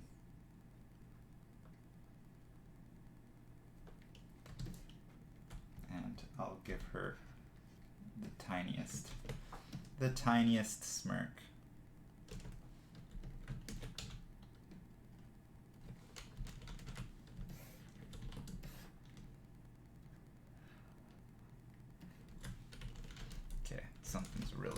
something's bothering me about this face. And maybe I'll come back tomorrow and see exactly right away what it is, or sometimes I'll just fiddle around with it until it works. But there's something.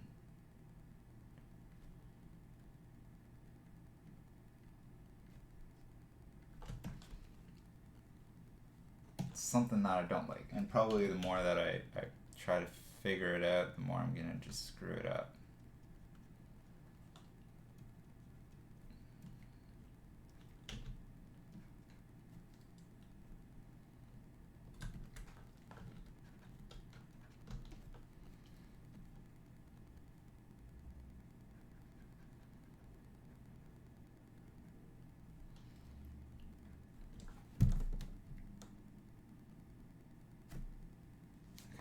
Trying to cover up the other eye and see where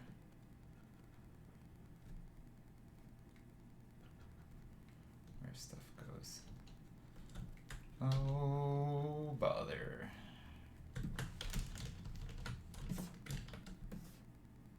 Kind of. Okay.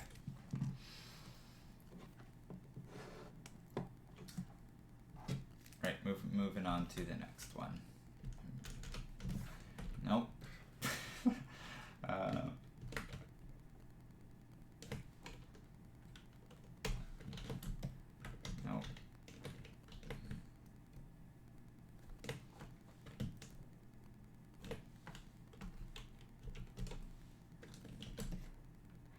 Okay, whatever. I'm gonna move on to the next one. Okay, this one I wanted to change this head to be, I should probably zoom up when I'm doing this. Okay, maybe not that extreme.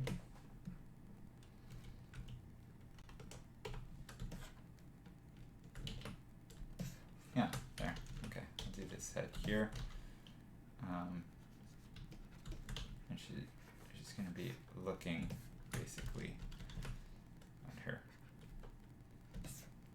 She's going to be distracted looking at there. She's going to look straight at you. She's looking over here, over like this, basically. The thing is, and I wouldn't do this probably on a professional design sheet, because where people look, your eye tends to look, so this would put a clear bias on this design, like, because both of these, and it's just our, like, humans sympathize with other humans. So for example, if you're walking down the street and somebody looks up in the sky, you look up in the sky as well to see what they're looking at, or you might want to, like, have the urge to. And even when you're looking at photos of people, you tend to want to look where they're looking. I mean, in cinematography, it's like a common technique to kind of move your eye around from shot to shot, just using where people are looking to guide your eye. It's a compositional thing you use in illustration, so yeah. But it's kind of fun to do this on a character sheet. Have characters look at each other, creates a more a kind of fun dynamic between your designs. Like, you kind of have a duplicate characters spawning all over your page. Okay, so this, I don't have a reference for this head, so I'm not really going to worry about it. The thing I do need to worry about, though, is how the neck connects. So you're going to have this fold here, and then you're going to have the ear somewhere here.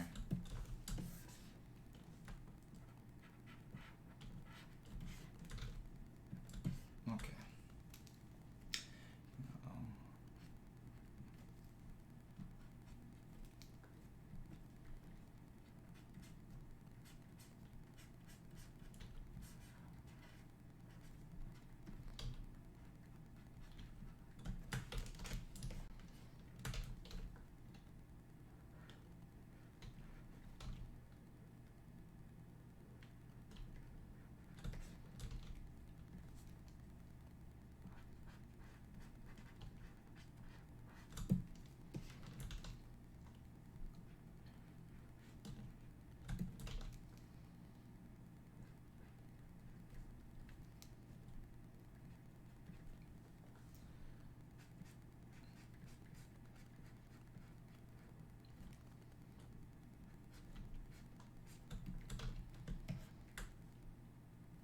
So there's a small overlap again here from the lat, rib cage, right? Lat, rib cage.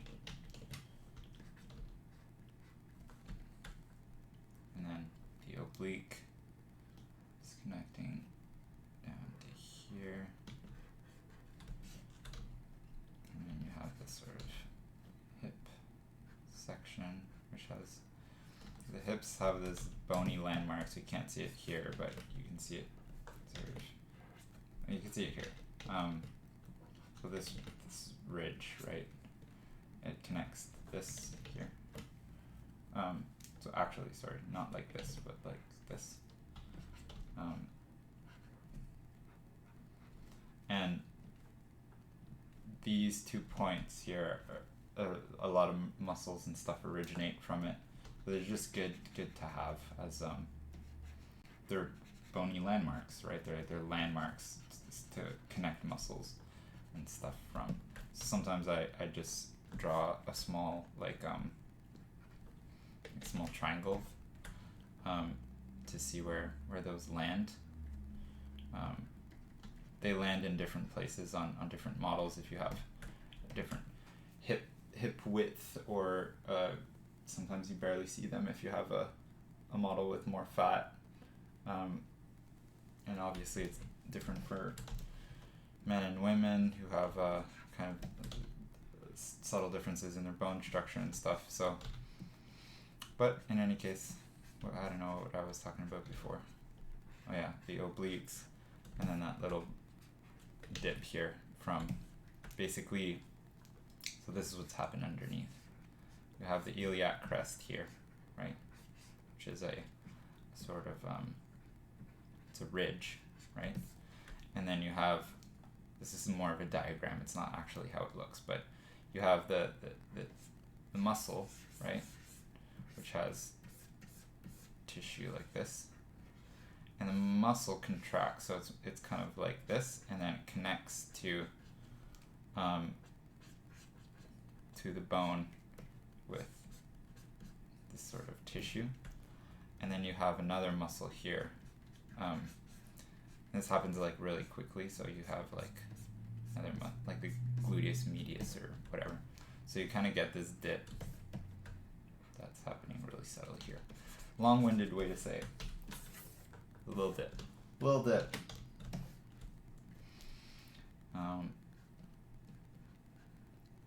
And from different angles, if the muscle's stretched, you get a little bump. Sometimes a little dip, sometimes a little bump.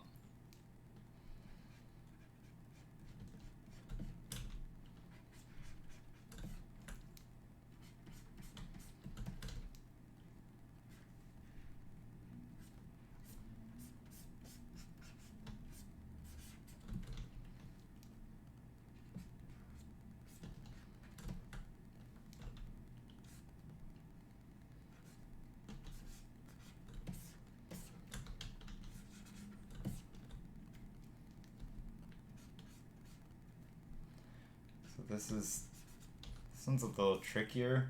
I have to modify the reference that I have a lot. So I like the pose, but the model is like a bodybuilder or something, and their legs are really muscular.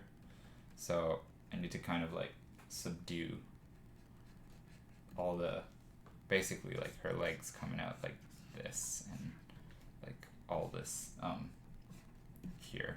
This leg is super defined, like all the musculature and stuff, like your quads, basically like teardrop and everything. So I need to kind of knock all that back and just focus on something that's closer to that.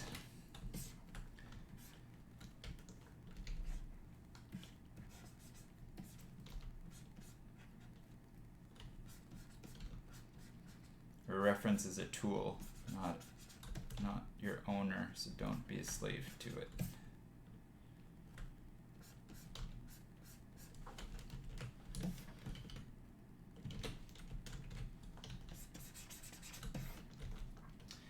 And then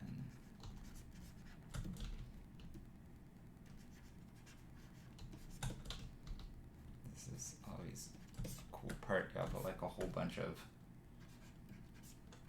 insertions. Like you have a quad here, you have another muscle there.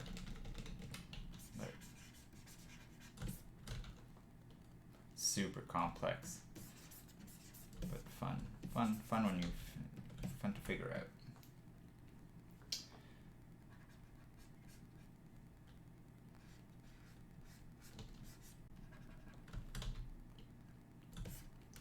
This needs to come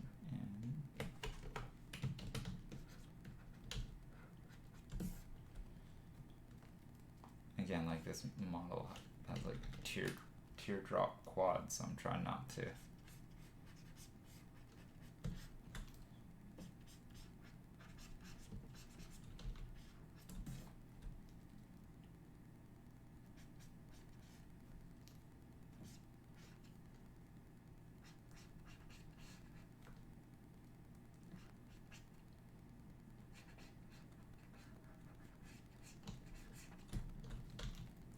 Okay, and then you have this tendon.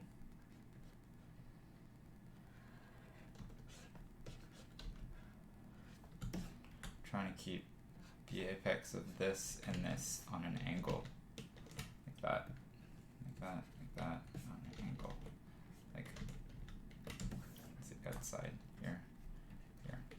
So this is, yeah. So you get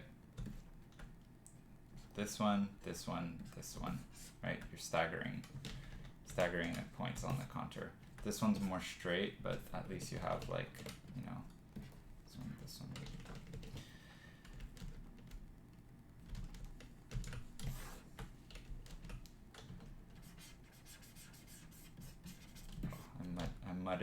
Muddied that up. There's too many lines. Trying to explain stuff. The tricky part about doing demos is I'm trying to explain stuff, like explain my process, but to explain my process, I need more than words, and just using words while drawing isn't enough either. I need diagrams, or at least I find it helpful. Like when I'm learning stuff, the sort of side diagrams help a ton. They simplify stuff, but it kind of mucks up your drawing sometimes.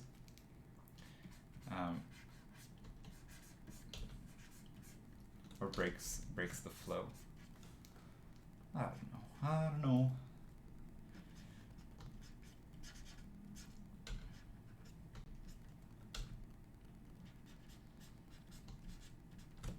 And sometimes, believe it or not, I have no idea what I'm talking about.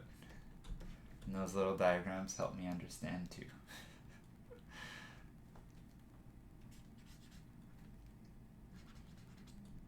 It's like sometimes you can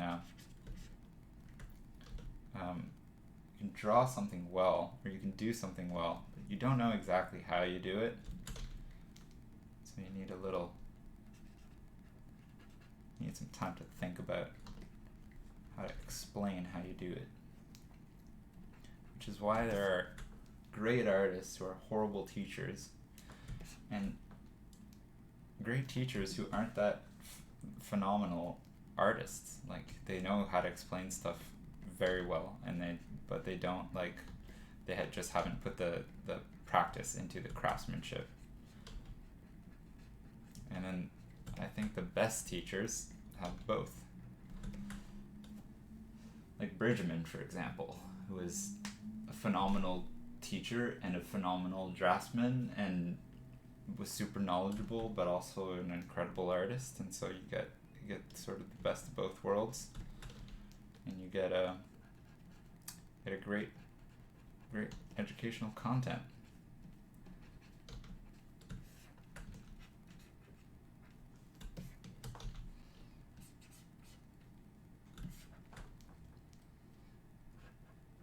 I find when I talk about Bridgman, it's like he was like a mythical creature or something. of funny because, like, I guess he's kind of a celebrity artist, celebrity teacher, whatever. He's a celebrity, and it's I find it funny to think of somebody who has popularity or whatever as like a mythical creature, like a fantasy thing that like only exists in the mythos. But he's also a human being that just put in a lot of work.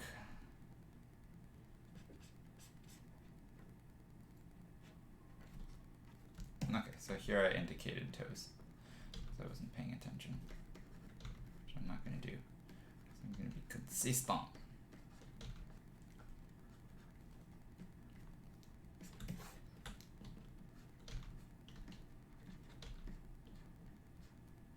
Toes 2 seconds ago, no toes. Just toes inside boots.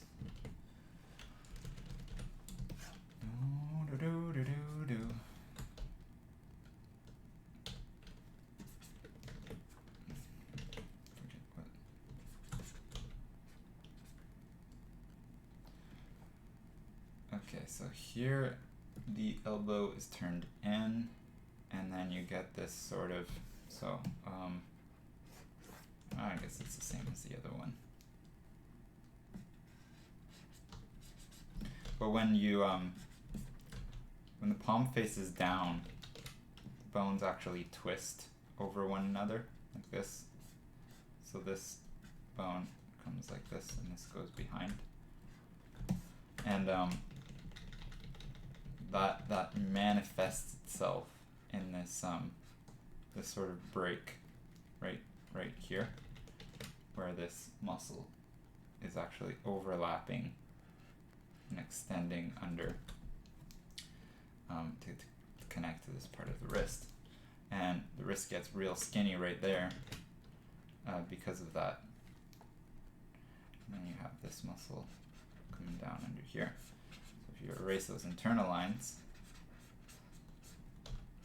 I made that a little bit too skinny, but you get the proper contour.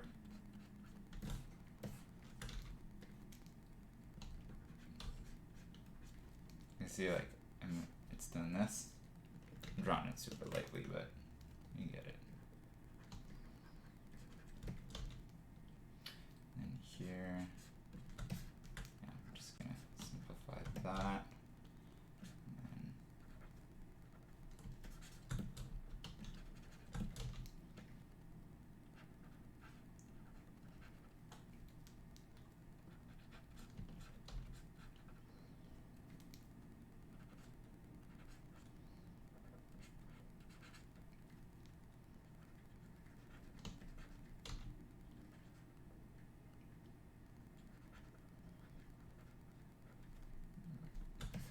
Try to simplify this to a graphic shape once again.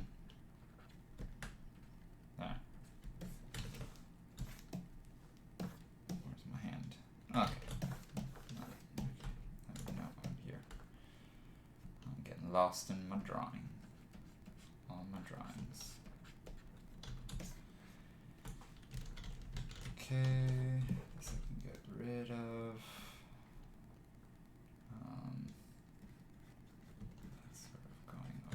Here, this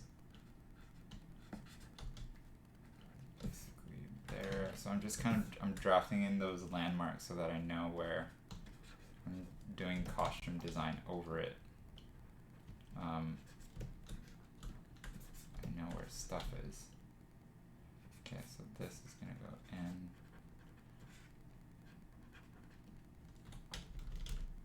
Should be doing this with a thicker line.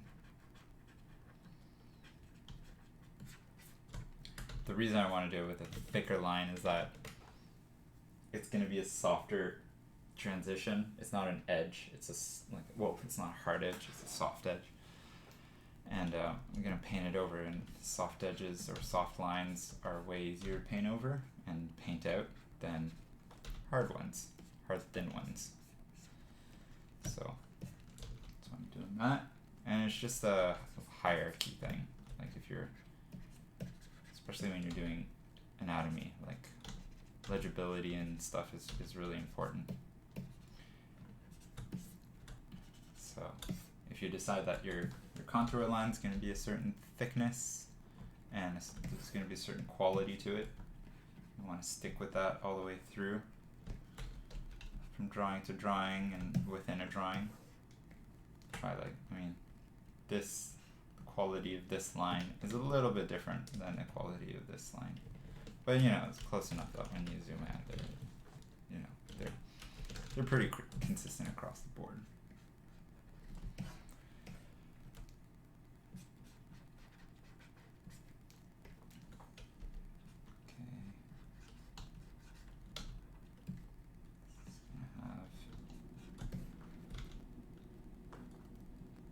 This is kind of a fun section here, these sort of two curves. So you have basically the pec, like the pectoralis muscle, which is connecting to the sternum here, and to the clavicle, and to the arm. Oh dear, I should do this on another layer because I don't have any induce and I don't want to mess this up. Okay, I'll draw it on another layer. A red. Okay, so I have the sternum here, right? With your rib cage, and you have your clavicle, which kind of has this shape here, and you have the insertion of the pec, or not the insertion, but origin, insertion, whatever. And then you have basically the arm bone, and the pec sort of connects to the arm and then to the rib cage here, and kind of how does it go again? It like flips over itself. I don't know in which order. I think this order, like this. I might be wrong. Check an anatomy book. But what happens is it creates this little ridge here where the pec kind of flows through, and then you have the breast fat which sits on top of the pec. So you have that overlap here. So if you're drawing, which you get here, and you don't see it here because because of the angle, like here, the shoulder and the pec sort of merge into one sort of thing like that. But anyways, just make sure you get that overlap when you're in 3/4 view.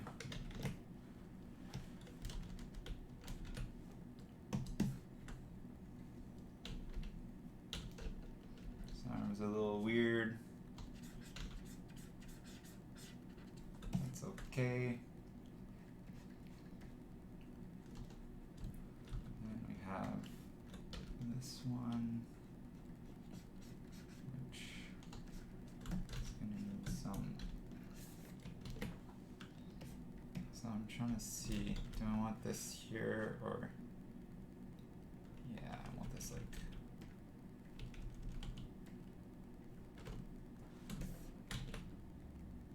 yeah, that's more interesting. So the model has it the other way, but yeah, why not switch it up? Maybe I'll give this hand a little gesture, a little something like this. Yeah, okay, graphic shape. You know exactly where all those fingers are implied, especially if I add a little hole like that. You know, you can see the index. It's kind of curling over. You have the thumb here, right? As you fill them in, you get more and more info. But I'm just gonna keep that graphic shape. a little big, a little big.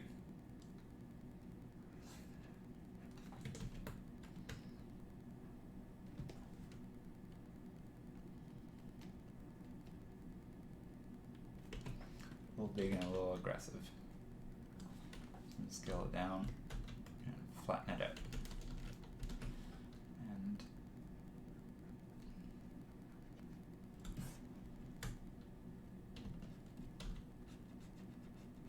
then you have this sort of double bump in the wrist, where you have the I don't know how to explain it, but the tendons and stuff kind of run through your metacarpal. I think it's like a tendon or something, but it's basically like a thing, and all your tendons run into your hand.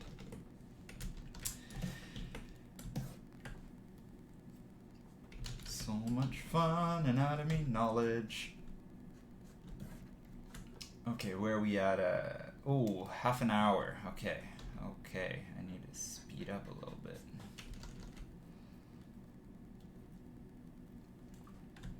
Maybe it'll run a little longer than an hour. Or 3 hours, that's okay.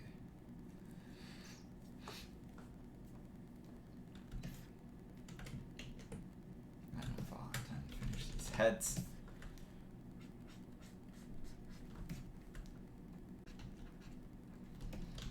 The limit, the reason I'm giving myself a 3-hour limit is just because 3 hours is the unit of measurement for any. I try to limit myself to get any one thing done in art. Can't get it done in 3 hours. I run out of enthusiasm. That's for work, also, because, like, you know, in the afternoon, like from noon, if you think like 1 till 5 is like your afternoon at the job. Might not be that. Might be longer or whatever. But like for a 9 to 5 day, you know, 1 till 5 might be your afternoon after lunch, and I might get 3 hours of time to get something done. So if I could get 4 base bodies done for a character, 4 designs done, that'd be sweet.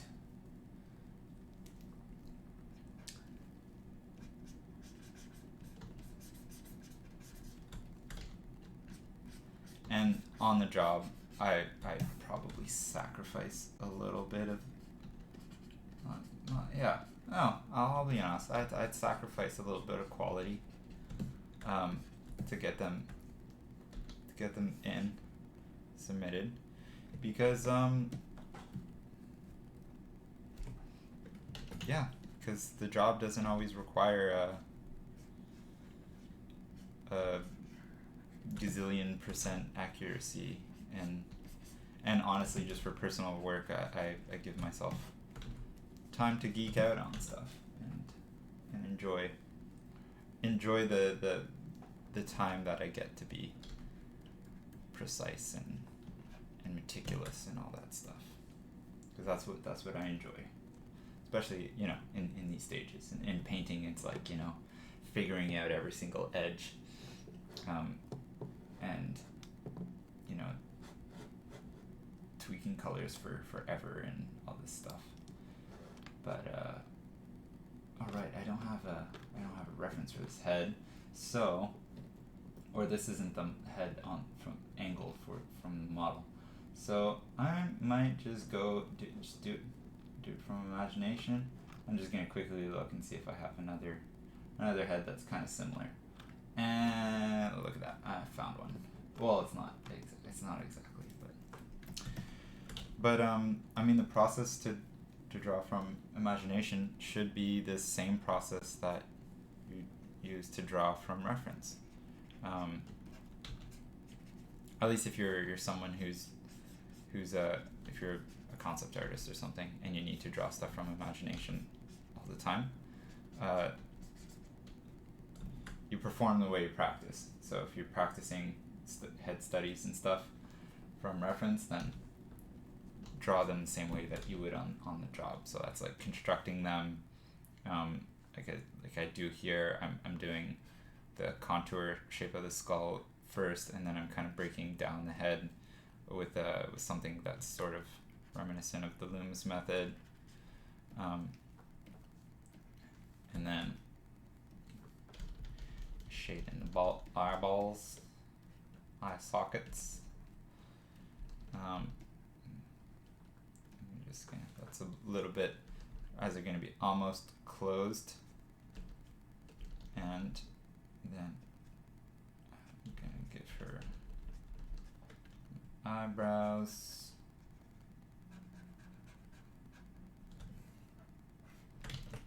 It's okay. Yeah, she's gonna be raising that eyebrow. And yeah, I can kind of almost, yeah, I can see where the eyes are pointing, and I can tell that this is gonna be a pair of eyes that I don't need to fight with. If you look at these eyes, already they're working, not unlike these ones which are have a little bit crazy eyes.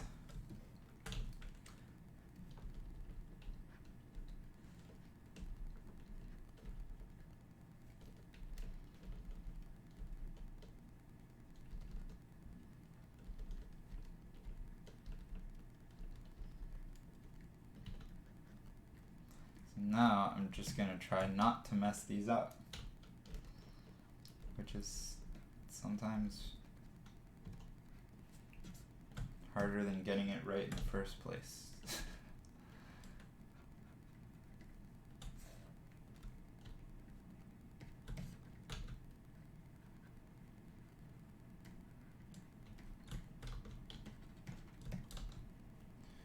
Okay, and then this nose is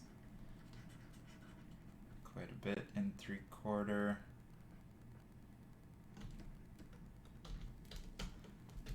I'm gonna shade it in, and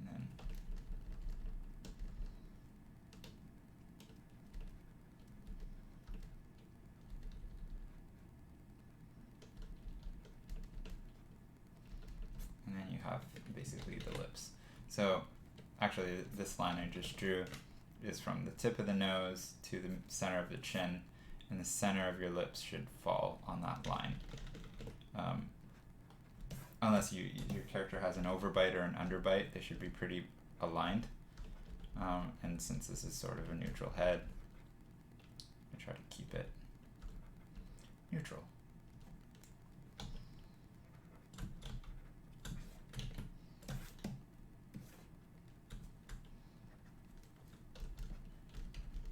Okay, I gotta work on the 3D-ness of this. So that it's looking a little flat face.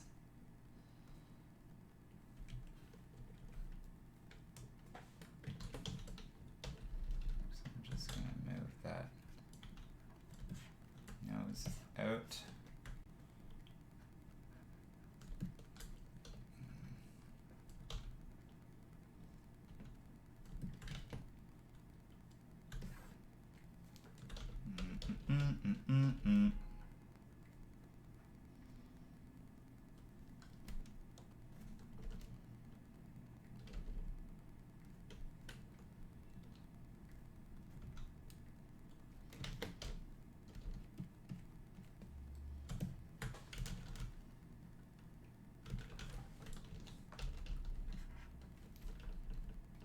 Okay, that's fine.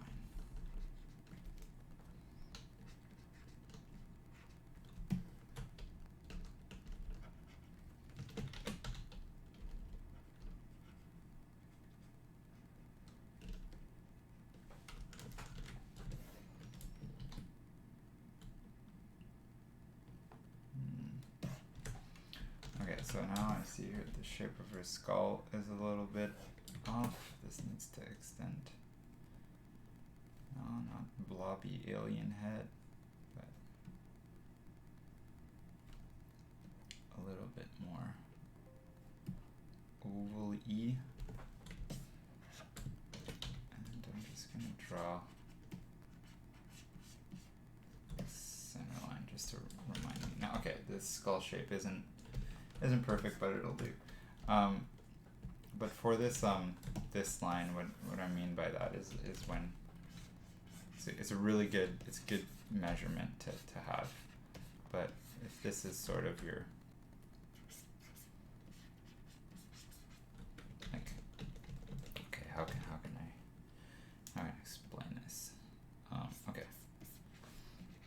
if you draw a base your head like this, right? I'm just gonna move this up.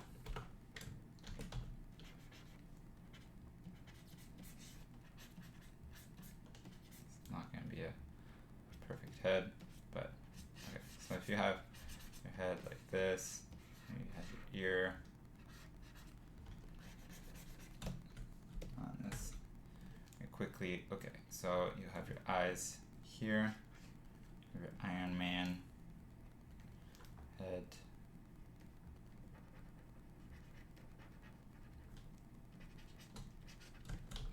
and then here you have your nose. Okay, nose is halfway. Okay, so we're starting to get a head. Okay, now this is that line. It's this plane here. So when you're drawing lips, you want to extend out to this plane to basically line those up. It's not exactly that, but it's close enough. And I need to make these higher because right now, see, they're sort of halfway between. So they need to be up. Like that. And if I just gonna paint over this or draw over this, I'm gonna change the shape of the head. So that's hairline.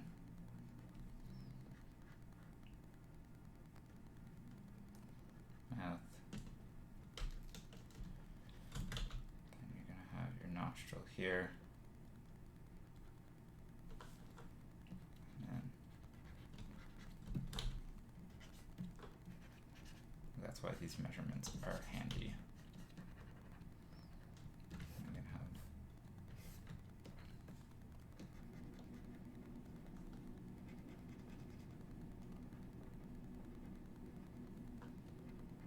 side of the eye. So, okay. So that's constructing a head from the side. This eye might be recessed a little bit too much.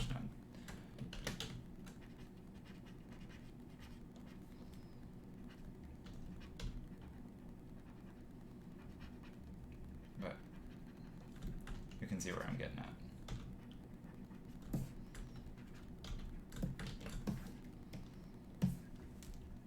And you have hair and stuff. But there's this like fundamental relationship with the nose, the forehead, the brow ridge. She has a big forehead here. And then the hairline. So up here, this would be the hairline. So you have 1/3 here, and then you have 1/3 to the bottom of the nose, and then you have 1/3 from the nose to the chin. Add proportions. Tangent over. Let's get to this fourth character before I run out of enthusiasm.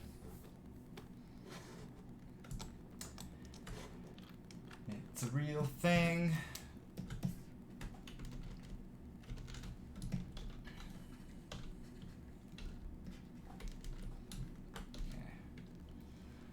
Okay. And running out of enthusiasm doesn't necessarily mean energy. Just I want to get like my thumb's starting to hurt. And it's more like oftentimes it's not immediate enthusiasm. Just when I come back to this. If I come back to this, a second session, I doubt I'd want to finish this fourth character. I'd just be like, 3's good enough. Yeah, 3. 3's a nice odd number.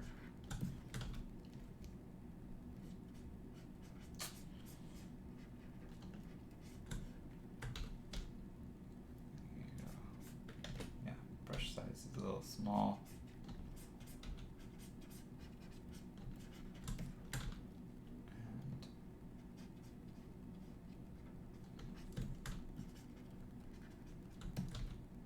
Alright, so this one has the rib cage facing straight forward.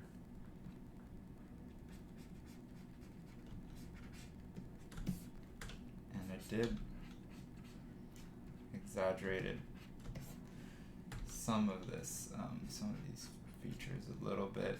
So I'm gonna try to like mitigate that.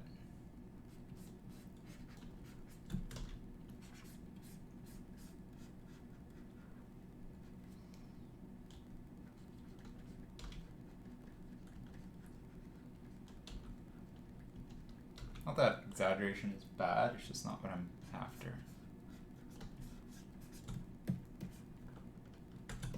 Like, big size difference. I mean, there is compression happening, but still.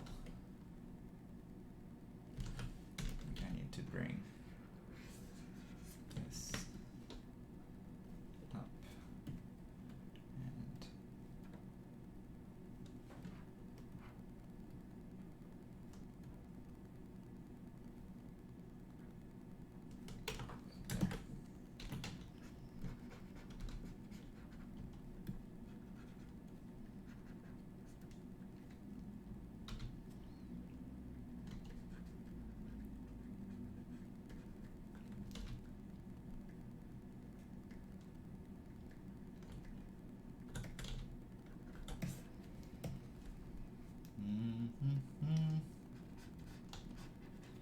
Yeah, I think I'm running out of patience because I'm speeding up a little bit. Okay, so just stretch out a little bit.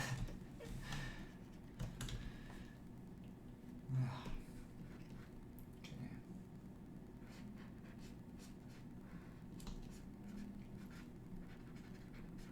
So this side of the hip isn't. It's pinching more than this side, but it's not pinching. Like there's no fold here. So it's just on the edge of that. And then here.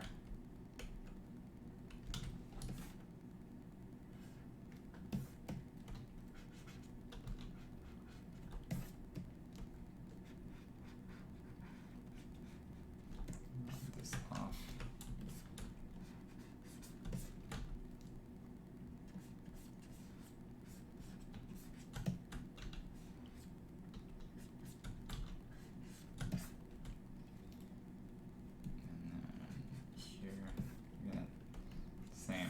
Basically, I could just copy this over and change the foot and move it over slightly, but that'd be no fun, right?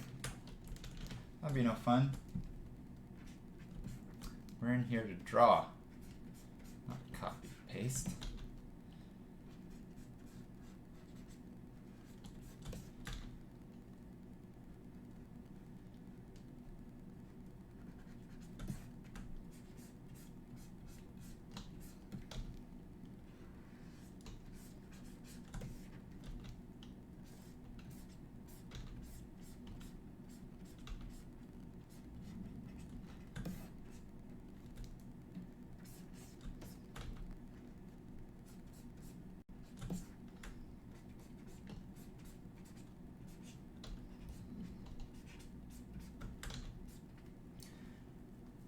Well, if you made it this far into the video, thanks again. The more you watch, the better I feel. No, it does actually support me more. So you probably had to skip through about 48 ads by now. They do monetize these videos. They're free, but they're monetized. Which means that you might get an obnoxious ad playing through. But that transfers to a little bit of coin at the end of the month, so I can eat. No, I'm well paid at work, but it does support me emotionally, and it just feels nice to know that people are learning from this sort of stuff. And leave a comment about what your favorite part of this thing was. Again, if I should stream, if you have any suggestions to stream, I will be streaming on YouTube if I do stream, because my audience is here and its setup is easier and stuff. So yeah, let me know what you think. Let me know. I don't know what's a crazy kind of war can I start in the comment section this time. I find it so ridiculous that you get so involved in a drawing video like this that people will literally like harass each other and wage war on the dumbest comments. But it's something. Okay, if you've been trained traditionally, or have gone to an atelier or into that sort of stuff, I want to hear if you prefer the Barg method or Bridgman's method for finding proportion. And if you have no idea what I'm talking about, you should look both of those up, because they're both awesome. Both awesome and fun and super useful.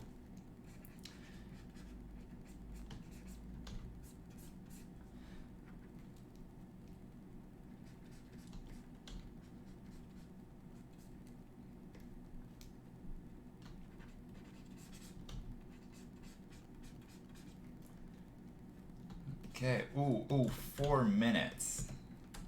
To 3. Okay, no, I'm not gonna get this done in exactly 3 hours. But keeping an eye on the clock. I would I'll forgive myself. Just like, you know, shoot for the stars, aim on the moon. Or what is it? Shoot for the stars, land on the moon, something like that. So I set a personal goal for these kinds of sessions, even if it's like 1 hour, even if it's 15 minutes.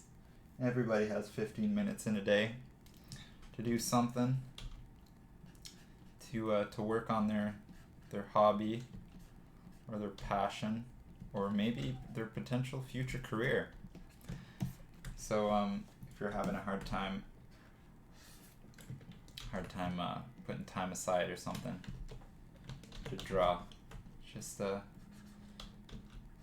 set yourself a small goal. If you don't hit it,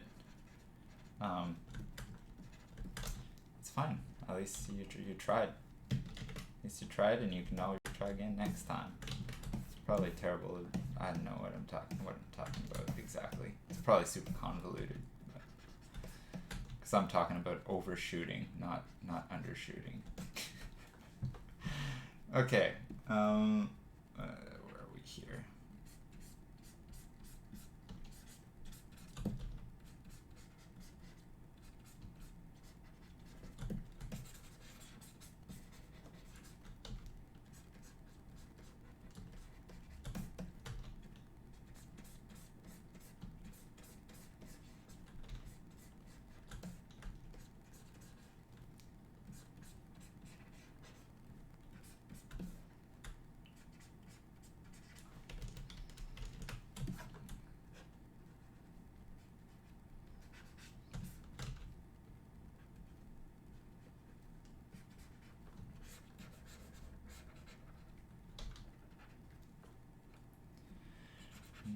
So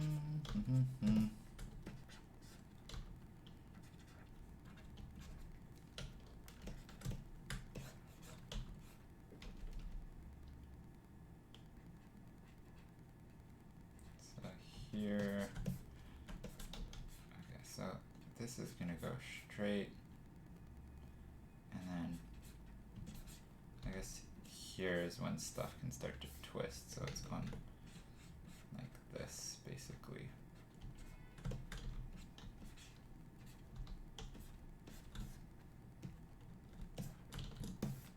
Does that look right? Yeah. Okay, yeah. And that's gonna be hidden under that.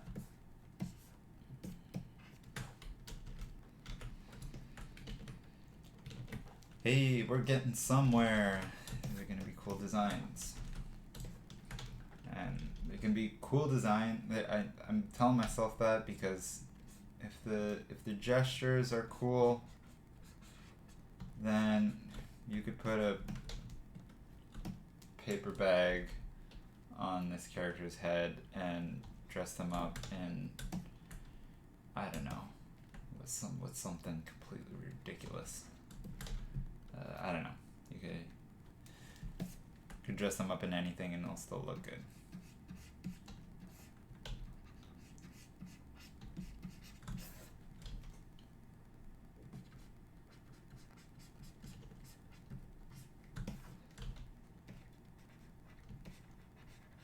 It's like like if you have a good looking person, they can wear anything and they'll still be a good looking person. Same for concepts. If you have a good looking gesture, I mean, basically a good looking person. And it doesn't have to be like, you know, lean and muscular or whatever. It's just if you have an aesthetically pleasing figure,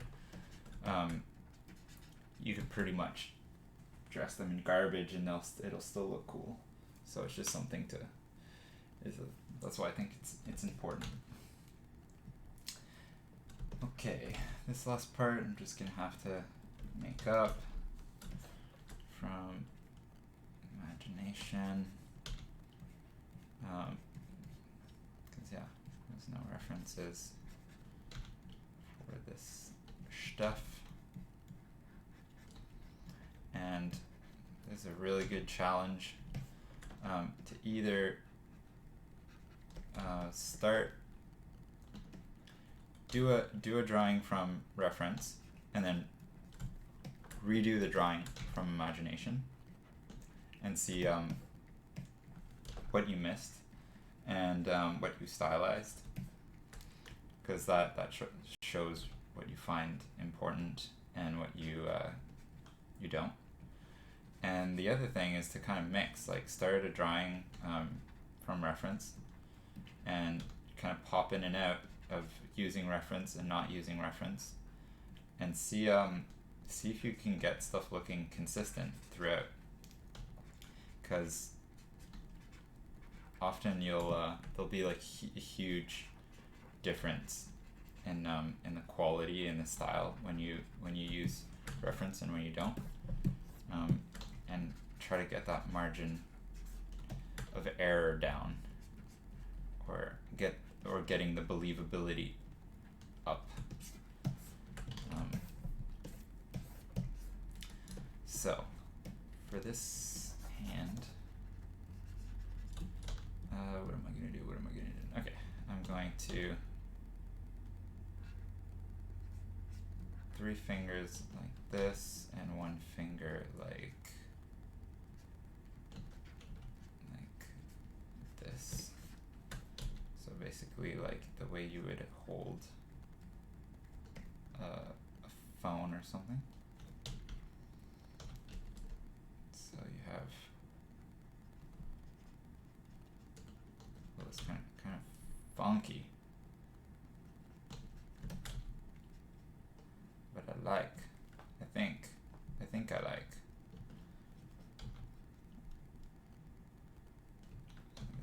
This one to be this. Oh no, it's going in the wrong direction. want it to be folded over like that, and then this one like that, and then this one like pinky always, well, my pinky at least rotates in, and then you have this fold there. Yeah. Look at your own hand if you're missing references for hands.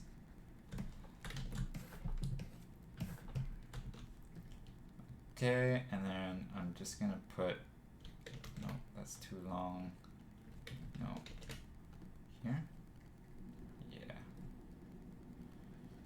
I'm gonna put that thumb there. Now I can put anything in her hand. Put a phone. That's a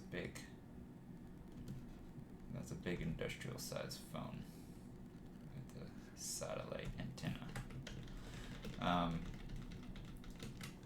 could put like a book like that.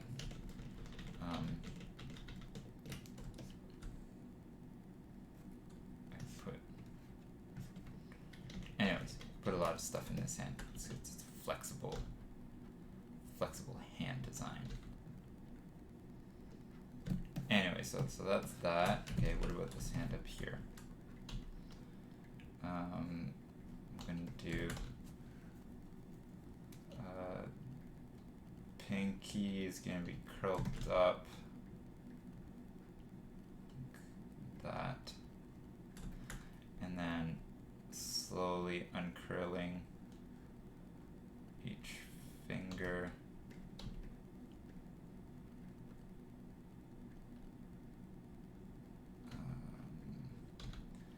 I also like to pair fingers together. Okay, wait. I find it makes a nicer gesture, but I'm just gonna figure out first where this index finger goes. Like she's pressing a button.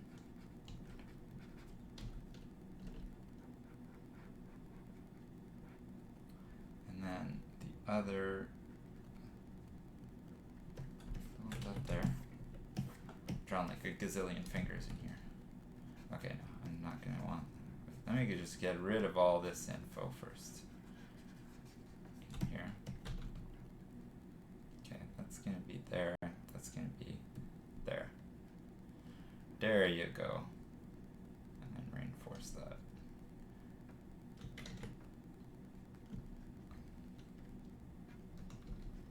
Okay. Almost good enough.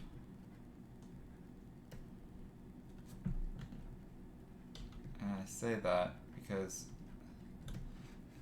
I am going to find reference and make this better once I get to the painting stage, and I need to, get things looking real polished and stuff.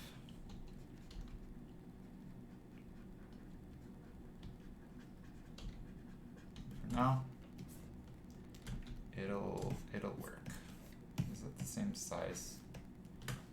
It's not the right size. I mean, this hand way too small.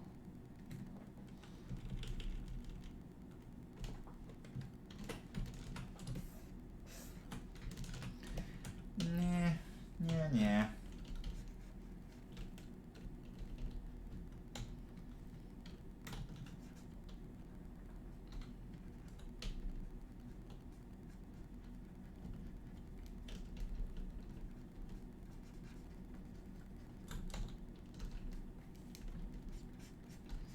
Work it and rework it.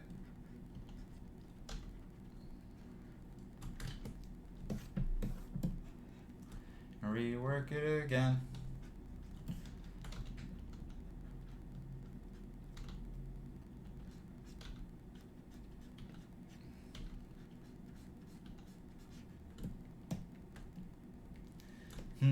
Okay, what am I doing wrong here?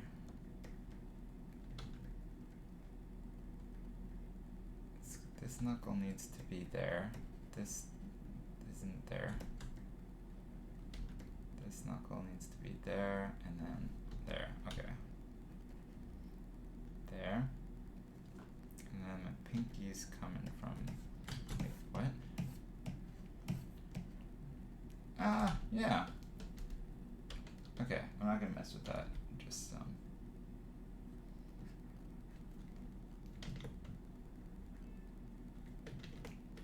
but now it's like facing sort of forward.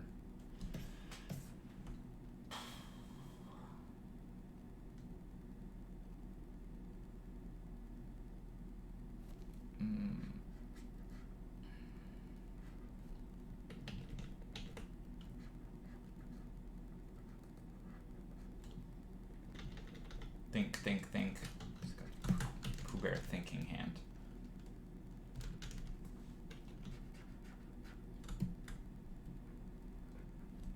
Okay, I'll come back to it in a bit. I mean, I could just like do this scapegoat,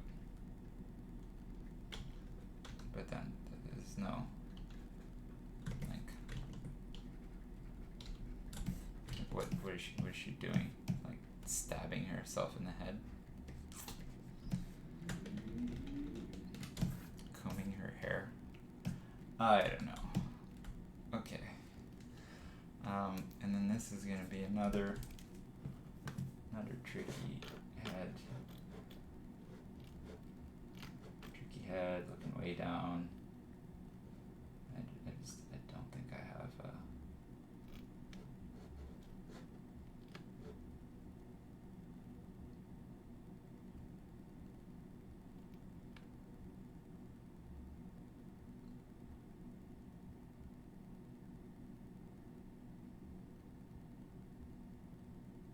no, can't find anything.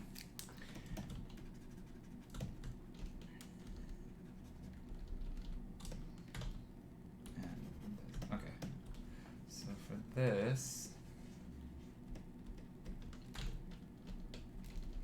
I'm gonna do a little bit more construction than the other one. It's still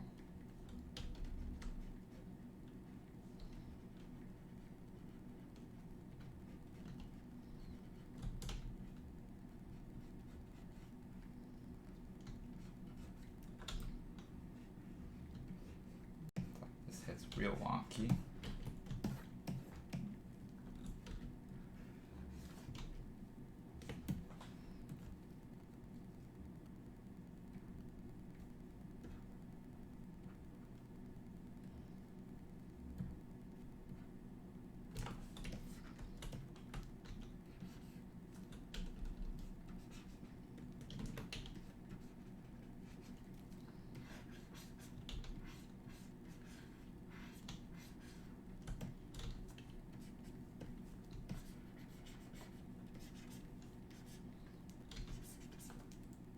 Okay, and I'm gonna want her to really be facing down into her device. So for that, I'm gonna lean,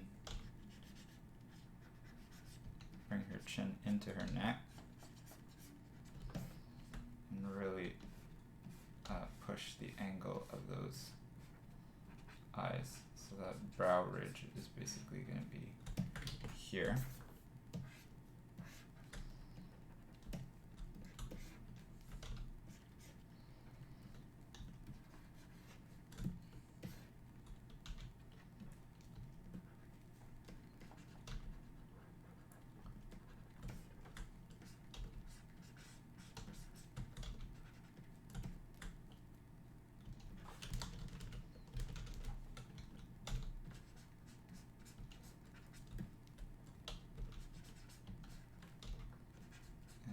This is, yeah, okay, sort of.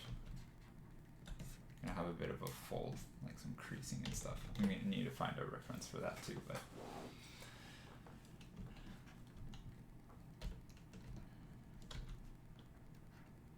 At least what fold happens when you crease, when you tilt your neck like that. with your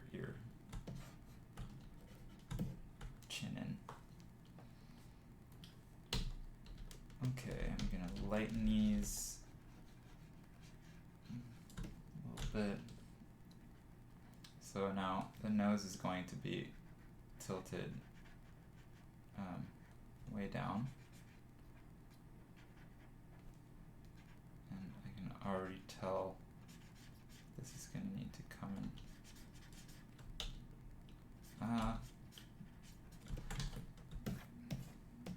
Yeah. And then you're going to have the mouth up, so overlap of the nose. And then here,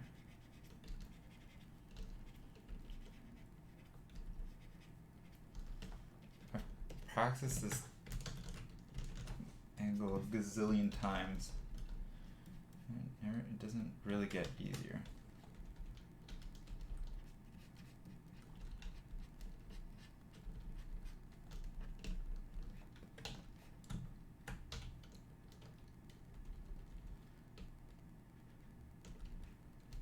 She's going to be looking down.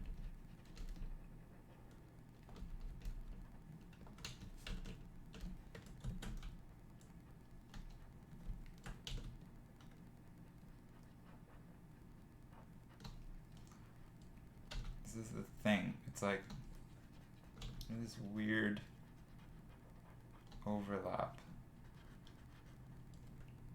with the eyelid, and then this thing, and then you have the forehead, which always feels like it's too big. I'm just complaining. And then you have the nose here.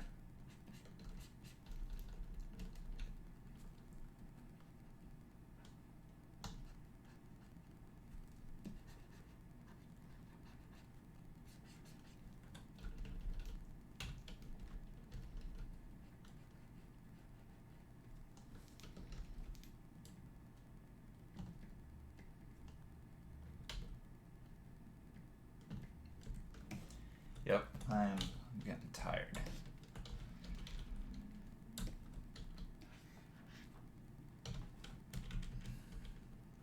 It's been a long day of drawing. Okay, the whole face is too small. Okay. Let's just chill for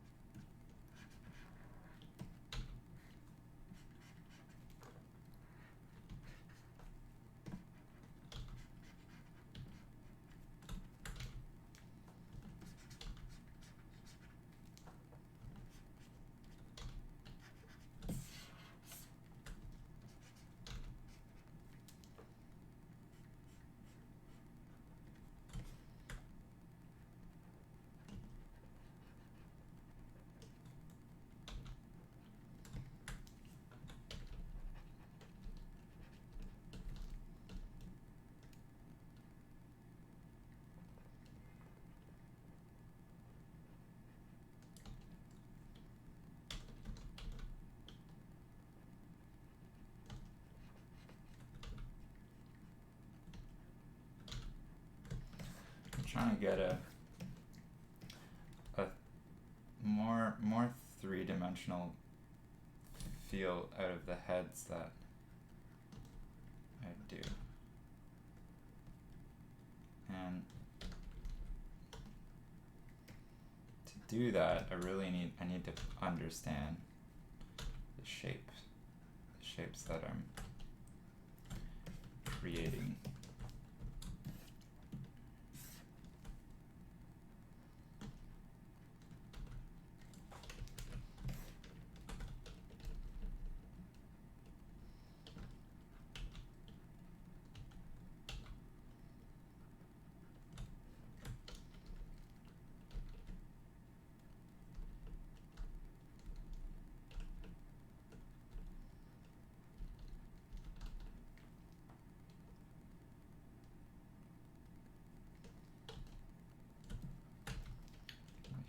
just kind of indicating some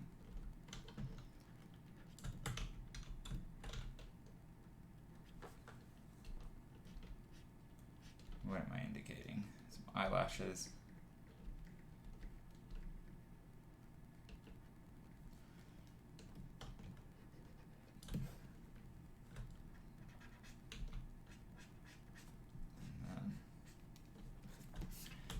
Back of the skull, and the hairline is gonna be somewhere like here.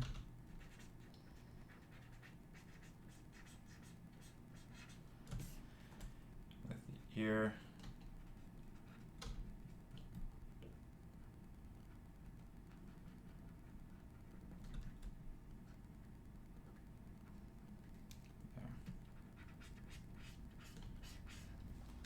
Okay.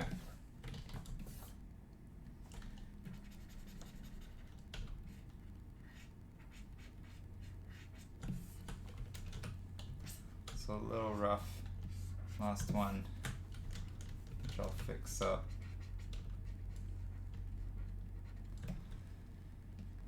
In due time.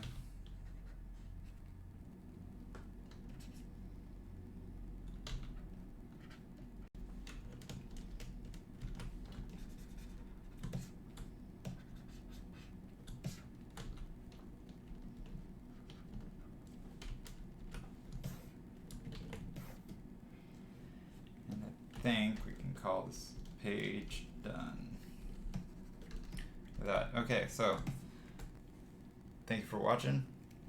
Thank you for stopping by and supporting me with your views. Talked about it a lot today, and yeah, so that's first video covering character structure. And this is what I would take a figure to in a sort of professional setting before designing on top of it. And I could take any one of these and just duplicate it across the board, or I could, you know, do a set like this, which would kind of inspire different ideas and be, you know, it just adds more variety to the design, although it is another factor to consider. So if one of your gestures is nicer than another one, it kind of makes it kind of creates a bias on which design they might, an art director might like.